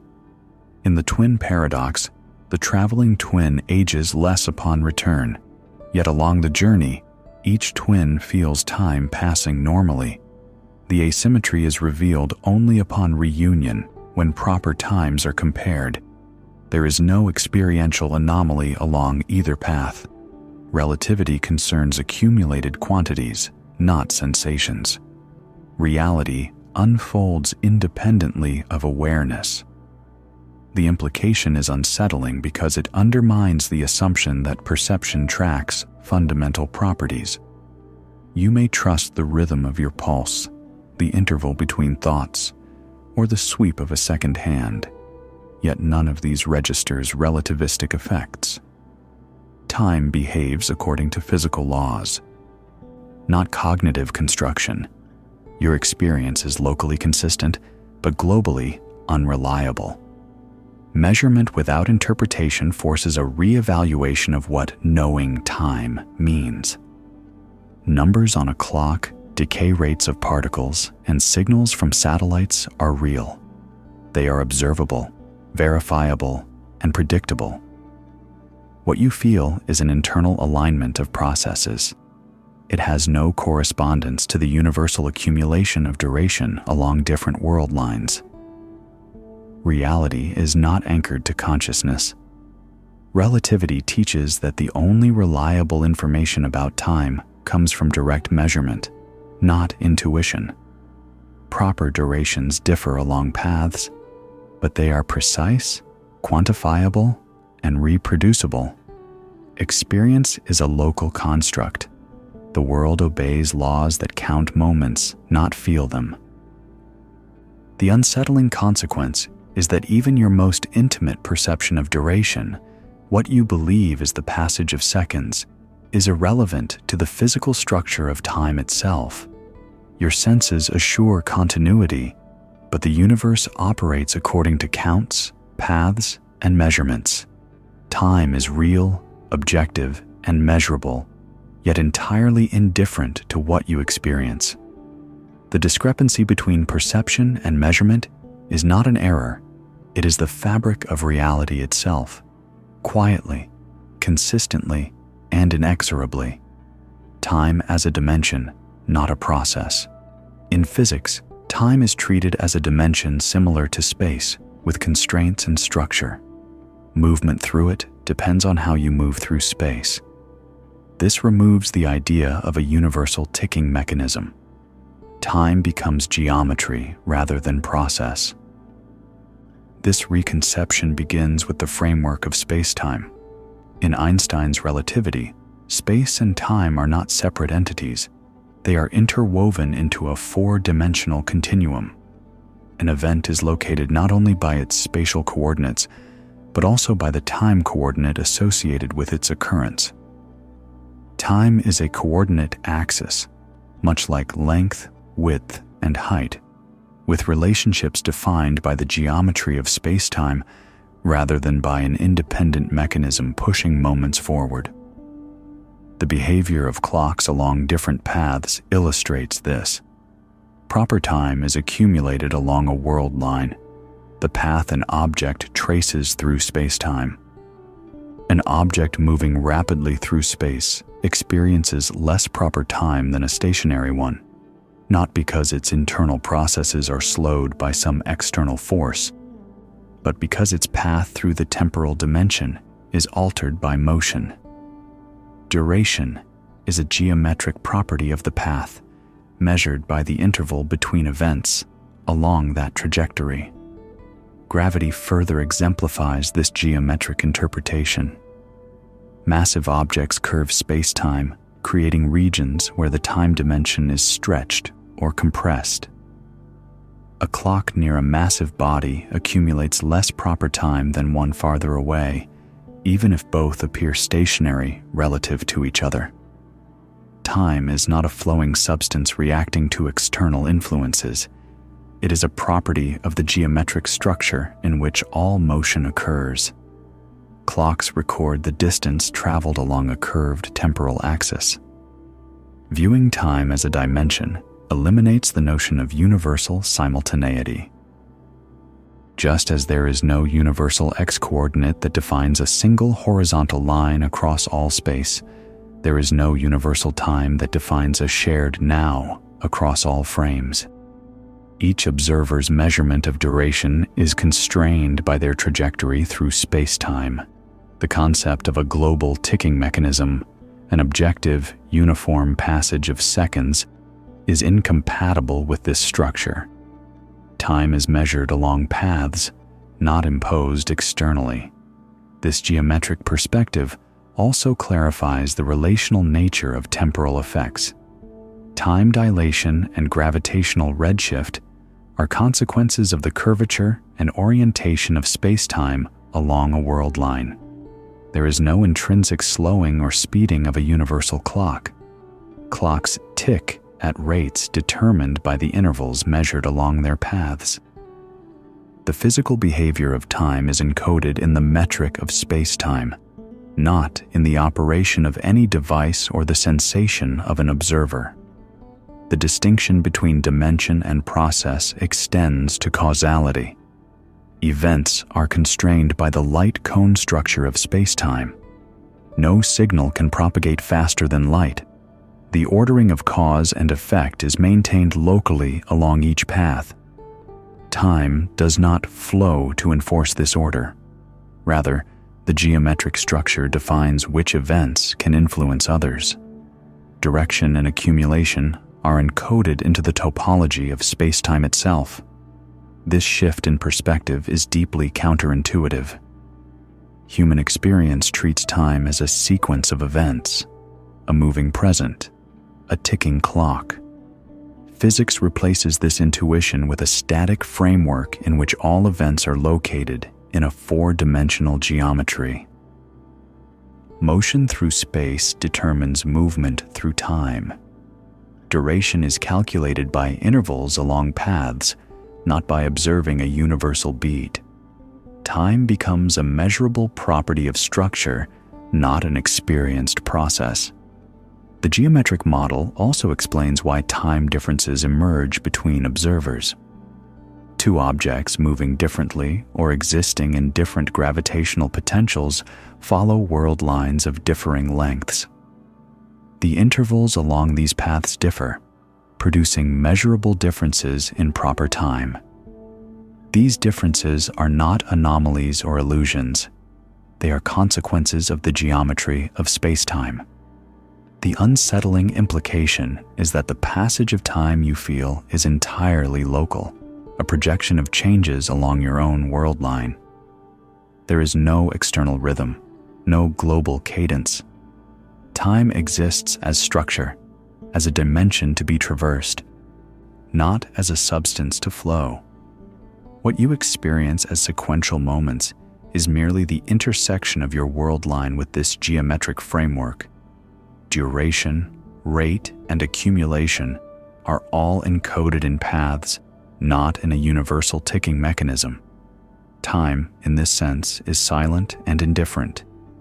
It is measured, counted, and constrained, but it does not proceed. It is geometry, not process. Your perception of its flow is a localized phenomenon embedded within the larger, four-dimensional continuum. Across the universe, proper times differ, directions are preserved, and yet the underlying dimension remains the same, unaltered by perception, experience, or intuition. The cost of consistency. Relativity preserves the consistency of physical laws across frames. The price is abandoning absolute time. This trade is not optional. Attempts to restore absolute time break experimental agreement. The universe favors consistency over intuition. At the heart of relativity lies a simple principle. The laws of physics must hold true in all inertial frames. Maxwell's equations for electromagnetism Newtonian mechanics in appropriate limits, and the conservation of energy and momentum must yield consistent predictions, regardless of the observer's motion. Maintaining this consistency requires relinquishing the notion that time is uniform, flowing identically for all observers. Absolute time cannot coexist with universal physical law. The consequences are unavoidable. If a universal clock existed, moving observers would measure violations of fundamental laws. Electromagnetic waves would propagate inconsistently, particle decay rates would diverge unpredictably, and signals exchanged between frames would contradict conservation principles. Observations such as time dilation, length contraction, and the relativity of simultaneity are not optional adjustments. They are necessary consequences of maintaining coherence across frames. Nature enforces them relentlessly. Experimental verification confirms this necessity. High-speed particles in accelerators decay more slowly than identical stationary particles. Atomic clocks on airplanes or orbiting satellites fall out of sync with terrestrial clocks. GPS systems fail catastrophically if relativistic corrections are ignored. Attempts to force an absolute time standard onto these systems produce contradictions. Clocks may tick normally locally, but their readings diverge when compared across frames, violating predictability. The universe responds to measurement, not expectation. Consistency comes at a conceptual cost. Human intuition presumes simultaneity, uniform passage, and a shared present. Relativity dismantles these assumptions. Two observers traveling at different velocities cannot agree on which events are simultaneous, even if both observe and measure correctly. Proper time accumulates differently along each trajectory. Duration becomes path-dependent. Absolute time is abandoned, not because it is philosophically inconvenient, but because its retention would violate the principle of frame-independent laws. This is evident even in thought experiments like the twin paradox. The traveling twin ages less upon return, yet both twins experience normal passage along their own world lines. The paradox dissolves only by accepting that time is not absolute. Consistency of physics across frames necessitates this counterintuitive result. No amount of reinterpretation or appeal to true time can restore symmetry without contradicting measurement. Nature demands coherence over comfort. The trade-off extends to causality. Despite abandoning absolute time, relativity preserves cause and effect within every frame. No signal travels faster than light.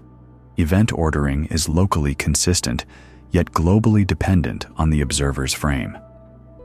The universe chooses laws that maintain relational coherence, even if the result conflicts with intuition. Absolute simultaneity is sacrificed so that fundamental interactions remain predictable and lawful. Gravity enforces the same principle on a larger scale. Clocks in differing gravitational potentials accumulate time at different rates, but each local measurement is consistent with the equations of general relativity. The curvature of spacetime dictates proper time along every world line. Attempting to impose a universal clock across these conditions would produce experimental contradictions. Spacetime geometry dictates accumulation, not human expectation. The conceptual cost is profound. Time is no longer a universal measure. It is relational, path-dependent, and intrinsically tied to the structure of spacetime. Local clocks tick normally, but their readings cannot be extrapolated to define a global duration without introducing inconsistency. Physics preserves consistency at the expense of intuition, requiring us to accept a fractured observer-dependent temporal reality. Even mundane scales reflect this principle. Minor differences in altitude or velocity produce measurable temporal divergences. Consistency of physical law demands that these divergences exist, no matter how imperceptible. The universe enforces its own metric of time, indifferent to perception, intuition, or expectation. The cost of universal coherence is the abandonment of absolute, shared duration. The unsettling conclusion is that the universe prioritizes law over familiarity. It guarantees that physical principles hold across all frames, yet it abandons the comforting assumption of uniform time. Nature's coherence is preserved through relativity, but your intuitive sense of a universal now is systematically invalid. The trade-off is unavoidable, and it permeates every scale, from particle decay to cosmic evolution. The universe is internally consistent, but not intuitively so. Causality under constraint. Although time rates differ, causality remains intact. Signals cannot travel faster than light. This constraint preserves order even when durations disagree. Time's variability does not produce chaos. It produces a structured limitation on what can influence what. In relativity, every event is bounded by a light cone, a geometric structure that defines the region of spacetime that can be influenced or observed by that event. The cone separates events into categories: those that are causally connected, those that are causally disconnected, and those that lie on the boundary of influence. No matter how time dilates along different world lines, events outside the light cone cannot affect one another. This ensures that causality is preserved globally, even while proper time along individual paths varies. The limitation is precise and quantitative. The speed of light sets the maximum rate at which information, energy, or influence can propagate. If a signal attempts to exceed this limit, it would require conditions that violate the fundamental structure of spacetime itself. In practice, no process, electromagnetic, gravitational, or particle-based, ever breaches this constraint. The universe enforces causality through the very geometry of spacetime, independent of local rates of proper time. Relativistic time dilation does not compromise this order. Consider two observers moving at high relative velocity. Each measures the other's clock as ticking more slowly. From either perspective, signals and interactions remain constrained by light speed limits. The sequence of cause and effect within each local frame is internally consistent. Only when the two frames are compared do differences in elapsed time appear, yet no paradox arises in terms of causal influence. The variation in duration is fully compatible with the preservation of temporal order. Gravity introduces additional complexity, but the principle persists. In regions of strong gravitational fields, proper time is slowed relative to distant observers, yet the light cone structure adapts accordingly. Even near massive objects, signals cannot propagate arbitrarily fast, and events maintain causal relationships. A clock deep in a gravitational well may accumulate time more slowly, but it does not reverse the order of processes. Causality is enforced by the curvature of space-time itself, not by uniformity of time. This structure produces a remarkable stability in an otherwise relative temporal landscape. Despite the absence of universal simultaneity, despite differences in proper time along different world lines, the sequence of interactions remains coherent. Physics operates under strict constraints that define what can influence what.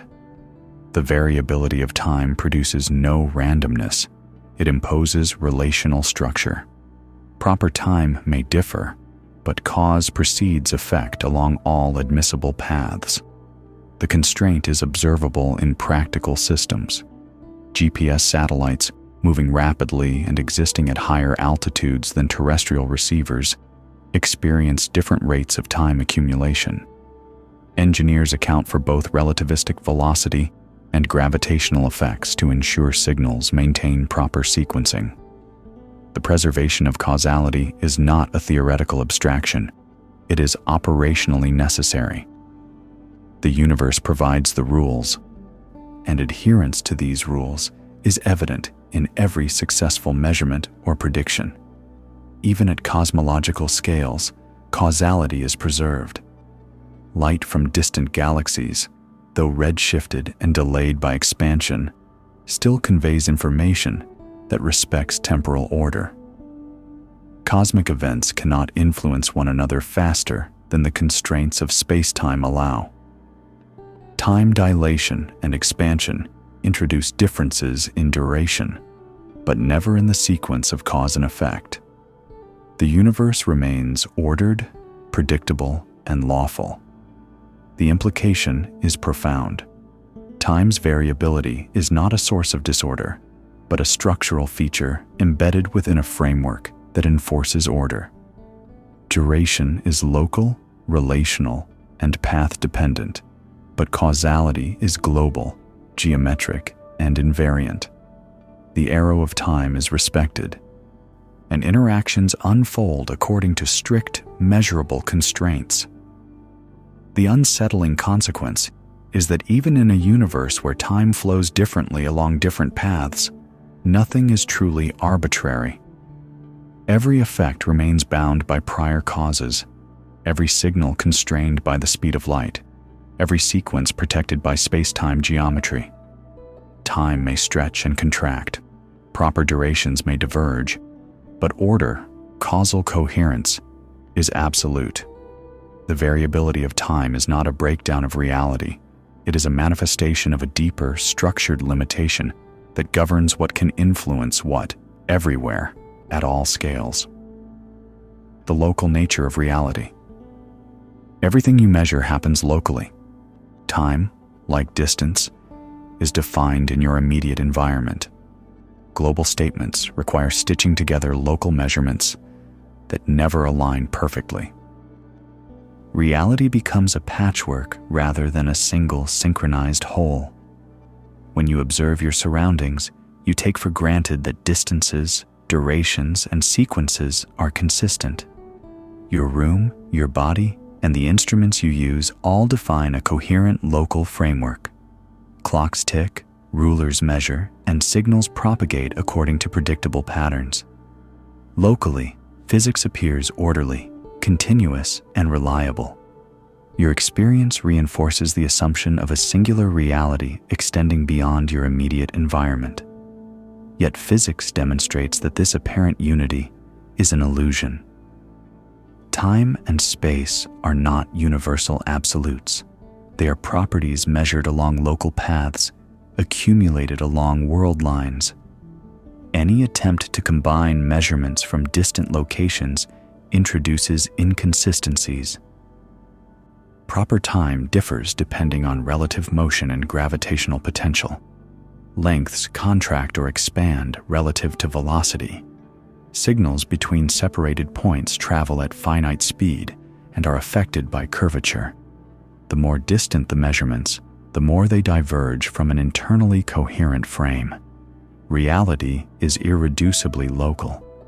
Consider clocks distributed across a city.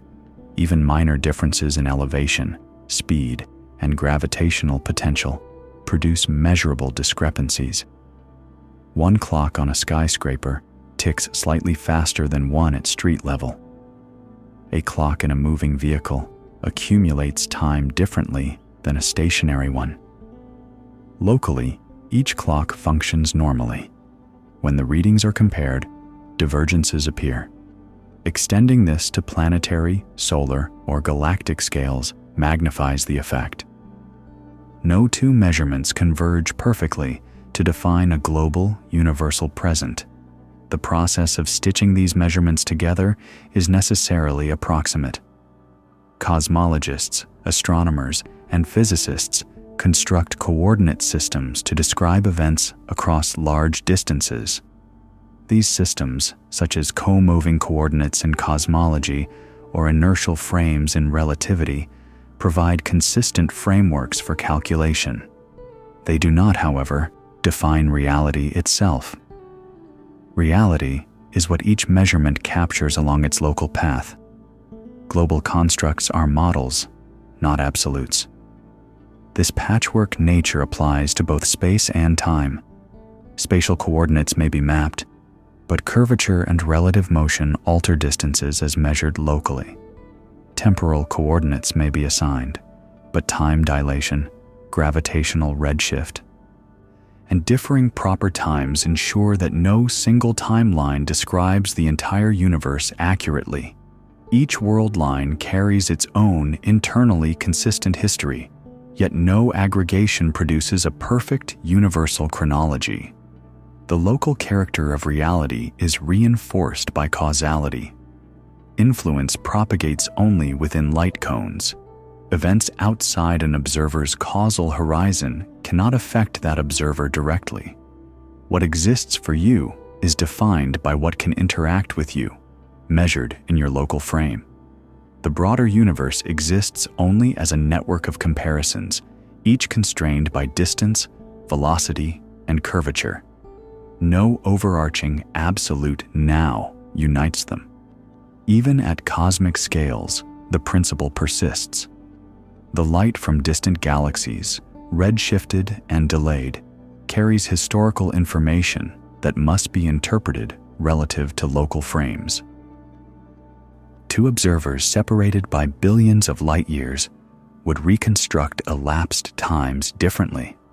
Any attempt to impose a synchronized universal timeline ignores the reality of local accumulation. Time is inherently segmented, measured along paths, and contextualized by local conditions. The unsettling consequence is that the universe has no global heartbeat. Each observer, each instrument, each world line defines its own measurement of space and time. The universe is not a single, unified rhythm. It is a mosaic of local realities. Measurements are internally consistent, causality is preserved, and physical law holds universally. But the aggregated picture is inevitably patchwork. What you perceive as continuous and synchronized is only your local slice. Beyond that, reality is fractured, measured in relative intervals, accumulated along divergent paths, and only partially reconstructible through models. There is no overarching framework that reconciles all local observations perfectly. Time, space, and sequence exist in fragments, stitched together in approximation, forming a universe that is coherent locally but fundamentally relative globally. In this sense, every observation is a window into a personal reality. The universe does not present itself as a whole. It emerges from the accumulation of local measurements, each internally consistent, each bounded by its path through space-time. Reality is tangible where you stand, measurable where you exist, but beyond your local frame, it is inherently relational, fragmented, and irreducibly local. Memory as a timekeeper. Your sense of duration relies on memory. Memory encodes sequences of change, not absolute rates. This is why time feels stable even when it is not. Your brain tracks order, not speed. Physics tracks accumulation. Every second you perceive is constructed retrospectively. Your mind does not measure an independent temporal flow. It records events and sequences, creating the impression of continuity. You are aware of motion, thought, and change, but not of the underlying accumulation of proper time along your world line. Memories register what happened first, what followed, and the intervals between changes in experience. But they cannot detect the relativistic or gravitational alterations that physics measures directly. This explains why time feels uniform, even though physical clocks along your path may tick differently from clocks elsewhere. Your heart beats, neurons fire, and attention shifts at consistent intervals locally. Internally, You experience a stable rate, unaware that external observers moving differently or positioned in different gravitational potentials would record deviations. The feeling of uniform flow is an emergent property of local sequences, not a reflection of universal duration. Memory organizes experience into order, a narrative of before and after, without reporting on absolute intervals. You can recall that one event preceded another, that a minute passed between two actions, but you cannot perceive whether that minute aligns with the proper time along another path. Relativistic effects, even when substantial, produce no internal signal. The subjective experience of elapsed time is insulated from the underlying physics of space-time. This distinction becomes clear in experiments. Astronauts on high-speed missions experience normal biological and cognitive rhythms. Their memory encodes the journey in a coherent sequence. Yet upon return to Earth, elapsed time for their bodies is measurably less than for stationary observers. Their experience felt uninterrupted and consistent, but proper time was reduced along their trajectory. Memory tracked order. Physics tracked accumulation. Both are correct within their domains. Even on Earth, differences in gravity and velocity produce measurable variations invisible to perception.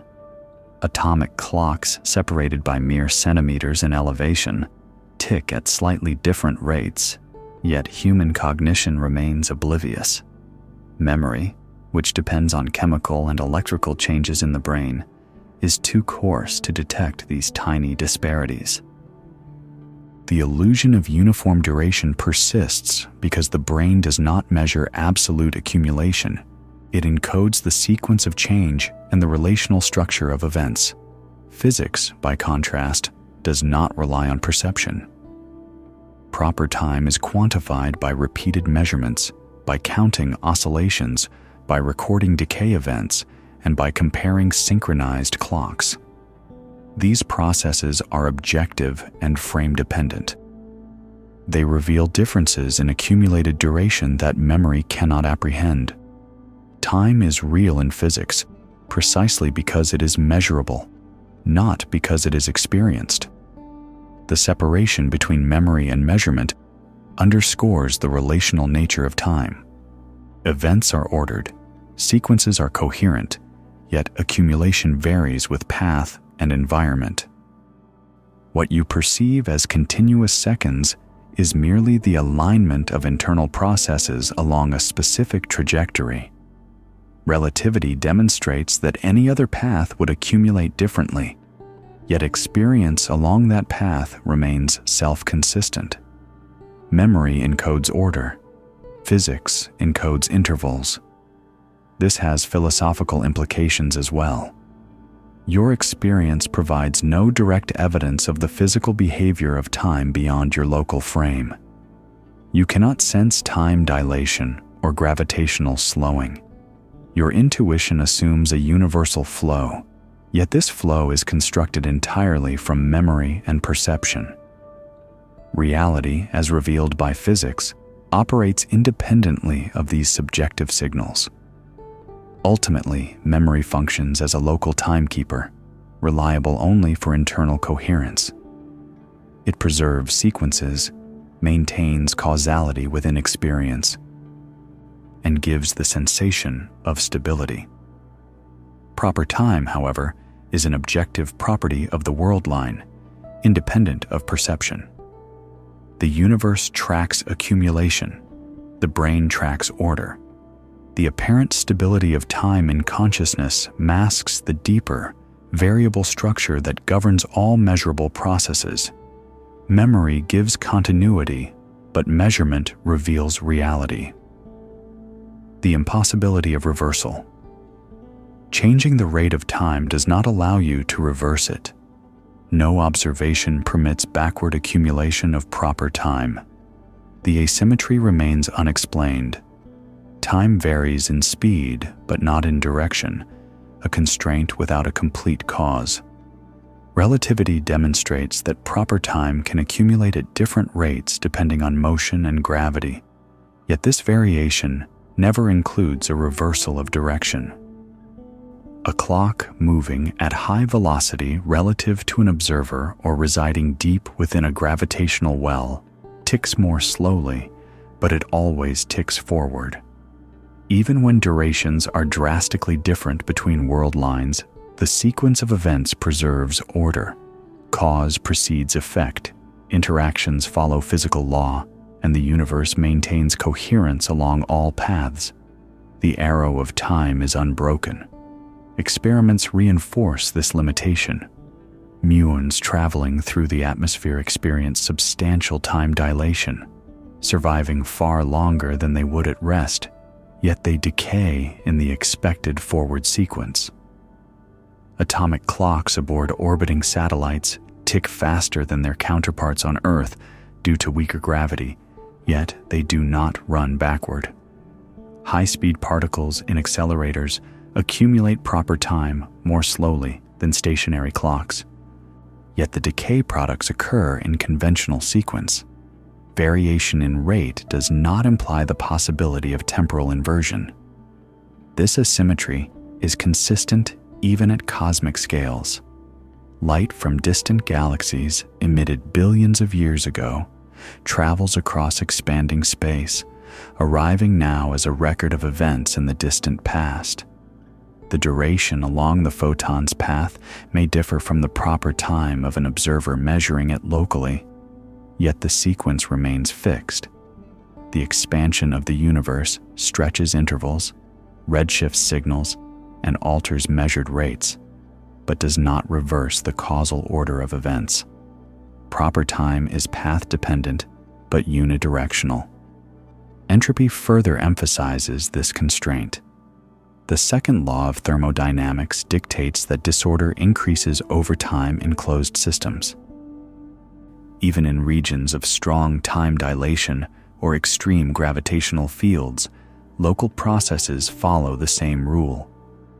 Statistical mechanics, chemical reactions, and radiation all unfold in a directionally consistent manner.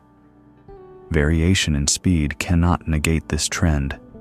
The accumulation of proper time is slowed or sped, but entropy's growth maintains the arrow of time. The impossibility of reversal is not predicted by intuitive reasoning. It emerges from measurement and observation. One might imagine that slowing time to an extreme could allow backward traversal or retrocausal effects, but no evidence supports this. Lorentz transformations and general relativistic metrics permit differences in elapsed durations, but all mathematically consistent solutions preserve directionality. The universe imposes a structural constraint. Time is malleable in rate but immutable in sequence. Even memory and perception obey this rule. Your recollection of events encodes order, not speed. Experiences always follow a narrative progression. No sensation, no observation, no recorded sequence indicates the ability to move backward. The invariance of direction is embedded both in subjective cognition and objective measurement. Proper time may diverge, yet the arrow remains. This constraint raises fundamental questions. Why does time resist reversal even as its rate varies? Why is the asymmetry built into the structure of space-time, yet not derived from motion, gravity, or measurement? Relativity prescribes duration along world lines, but it does not explain the origin of directionality. The arrow of time persists independently of local rate, ungoverned by variations in accumulation. The distinction is subtle but profound. Time is not a flowing substance whose speed can be adjusted to traverse backward. It is a dimension along which events accumulate sequentially. Rate is a local, path-dependent variable. Direction is absolute in the sense that reversal is empirically prohibited. Every measurement, from laboratory clocks to cosmic signals, confirms this principle. The universe permits differences in accumulation, but it forbids inversion. Proper time stretches and contracts, yet the arrow remains rigidly fixed. No path, no motion, no gravitational potential can reverse it. Time is malleable in one sense, but intransigent in another, a framework in which durations bend, but sequences endure. The impossibility of reversal is a fundamental constraint, one that defies intuitive explanation and persists without a complete cause. A universe without temporal unity. When you remove the assumption of shared time, the universe becomes fragmented into overlapping timelines. These timelines intersect and diverge without contradiction, but without unity. The idea of a single cosmic moment dissolves. Every object, every observer, every particle traces its own path through space-time. Along that path, proper time accumulates according to motion, gravity, and trajectory. There is no global reference that synchronizes these accumulations. Two observers may witness the same event, yet measure different intervals since a common origin. Their sequences remain internally consistent, but they cannot be combined into a single, absolute chronology. The universe is a mosaic of local realities, not a unified flow. Consider high-speed travel. A spacecraft moving near light speed accumulates proper time much more slowly than a stationary planet. Upon returning, the traveler has aged less, yet both the traveler and the planet-based observers experienced coherent, continuous sequences. Each timeline is valid within its frame. Attempts to impose a single, universal now produce contradictions with experimental measurements. Simultaneity is frame-dependent, duration is path-dependent, and there is no underlying temporal scaffold that unites them. Gravitational effects further fragment temporal experience. Clocks at different altitudes or within varying gravitational potentials tick at different rates. A network of such clocks across a planet or across a galaxy cannot be perfectly synchronized. Differences are subtle, often measurable only with precise instruments, but they accumulate inexorably. The universe is locally coherent but globally discontinuous. Each local patch possesses its own consistent timeline, but there is no overarching temporal axis that reconciles them. Even cosmology, which describes the universe as a whole, operates within approximations. The age of the universe is derived assuming a specific class of observers and a coordinate system that simplifies measurement across cosmic scales. The number is useful for calculations, yet it is not an absolute measure experienced identically along all world lines.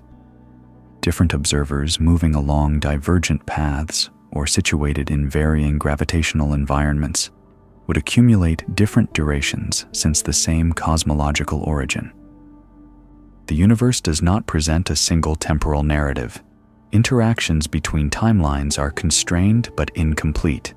When two observers meet or exchange signals, they can compare proper times, revealing divergences. These comparisons are always relative, never absolute. There is no privileged observer whose clock defines universal reality. Time is relational, not uniform, and measurements that attempt to reconcile multiple paths are approximate constructions, not fundamental truths. The universe is a lattice of interwoven experiences rather than a continuous, synchronized whole. The fragmentation of time challenges the intuitive notion of a shared now. The present that you experience is meaningful only locally. Across space, what is simultaneous for one observer is staggered for another. A cosmic event occurs, but its temporal ordering is not universal. Each observer constructs a coherent narrative from their own world line, yet these narratives diverge when compared. Reality is consistent along each path, but there is no absolute temporal reference to unify them. This has profound implications for perception, causality, and measurement. You cannot assume that events outside your immediate frame adhere to the same sequence or accumulation of duration. Physical law ensures consistency locally, and causality preserves order along each world line, yet the aggregation of all timelines reveals a patchwork universe. Coherence is guaranteed only in context, not globally. The universe, in this sense, has no cosmic heartbeat. It is composed of countless overlapping timelines, each internally consistent but mutually independent. Durations vary. Simultaneity dissolves, and the singularity of a cosmic moment vanishes. Time exists as a collection of local, path-dependent accumulations. There is order without unity, sequence without a shared flow, and reality emerges not as a single temporal stream, but as a lattice of intersecting, diverging, and irreducibly local experiences. Fragmentation is fundamental. It is not a defect in measurement or perception. It is the structure of space-time itself. Every proper time is valid, every sequence coherent, but the universe does not synchronize them. Temporal unity is an illusion. What exists is multiplicity, overlap, and divergence. A universe without a single shared moment, where time is real only along the paths that define it. The unstable foundation of everyday time. You still schedule events, count years, and measure durations as if time were uniform. These practices work because differences are usually small, but their success rests on ignoring what measurements already show. Time never moves the same way twice, even when it appears to. Every day, clocks tick, calendars advance, and routines proceed with apparent regularity. You wake, eat, work, and sleep according to schedules that assume seconds, minutes, and hours are consistent everywhere. Your experience reinforces this impression. From moment to moment, seconds feel identical, durations feel stable, and the world seems to unfold predictably. Yet physics has shown that this apparent uniformity is an emergent illusion, a local approximation that conceals the underlying variability of proper time. In most terrestrial environments, differences in gravitational potential and velocity are minuscule. A wristwatch at your desk accumulates proper time nearly identically to one across the room or even across the city. Atomic clocks can detect deviations, but they are subtle enough to escape everyday perception. For practical purposes, human cognition, social systems, and engineering projects treat time as if it were absolute. This convenience, however, is contingent. It relies on ignoring the measurable, systematic divergences that exist at all scales. The microscopic and cosmological worlds reveal the instability of everyday time more clearly. High-precision atomic clocks, separated by a few centimeters, accumulate slightly different durations due to gravitational redshift. Satellites orbiting Earth experience faster or slower proper time relative to receivers on the surface, depending on the interplay of orbital speed and weaker gravity. Muons traveling through the atmosphere survive longer than stationary decay rates predict, and particles accelerated near light speed deviate significantly from naive expectations. Every measurement confirms that proper time is not fixed, even if local perception is unaware. Human schedules and social conventions succeed because local variability is small relative to practical requirements. A meeting delayed by a few nanoseconds has no discernible effect. A calendar year shortened or lengthened by microseconds is irrelevant to societal organization. Everyday life is structured around a temporal approximation that works under ordinary conditions. This creates the illusion of uniformity, masking the deeper truth that the foundation of these conventions is intrinsically unstable. The concept of simultaneity further undermines everyday assumptions. You may think events occurring now in different locations share the same temporal status. Relativity demonstrates that simultaneity is frame-dependent. Two observers moving differently or situated at different gravitational potentials cannot agree on what counts as a single instant. Your experience of a global present is therefore local and constructed, not absolute. Time stability is provisional, contingent on ignoring relative motion and gravitational variation. Even historical and astronomical measurements rely on approximations. Years are counted using the Earth's orbit. Leap seconds are inserted to account for irregularities, and cosmologists define a universal age based on an idealized comoving frame. These conventions work to provide consistency for human purposes, yet they cannot capture the reality of divergent proper times across spacetime. They succeed only because the differences are usually small compared with the scale of observation. The unsettling consequence is that the reliability of everyday time is conditional. Schedules, calendars, clocks, and measurements function because they operate within domains where relativistic effects are negligible. Proper time diverges, simultaneity is relative, and the universe does not provide a universal rhythm. The order we perceive is constructed from local consistency, not universal uniformity. In essence, everyday time rests on an unstable foundation. It appears continuous, uniform, and reliable, but only when variations in accumulation are small enough to be ignored. Every measurement of proper time demonstrates that intervals differ across motion, gravity, and path. The seconds you experience are accurate locally, but they are not absolute.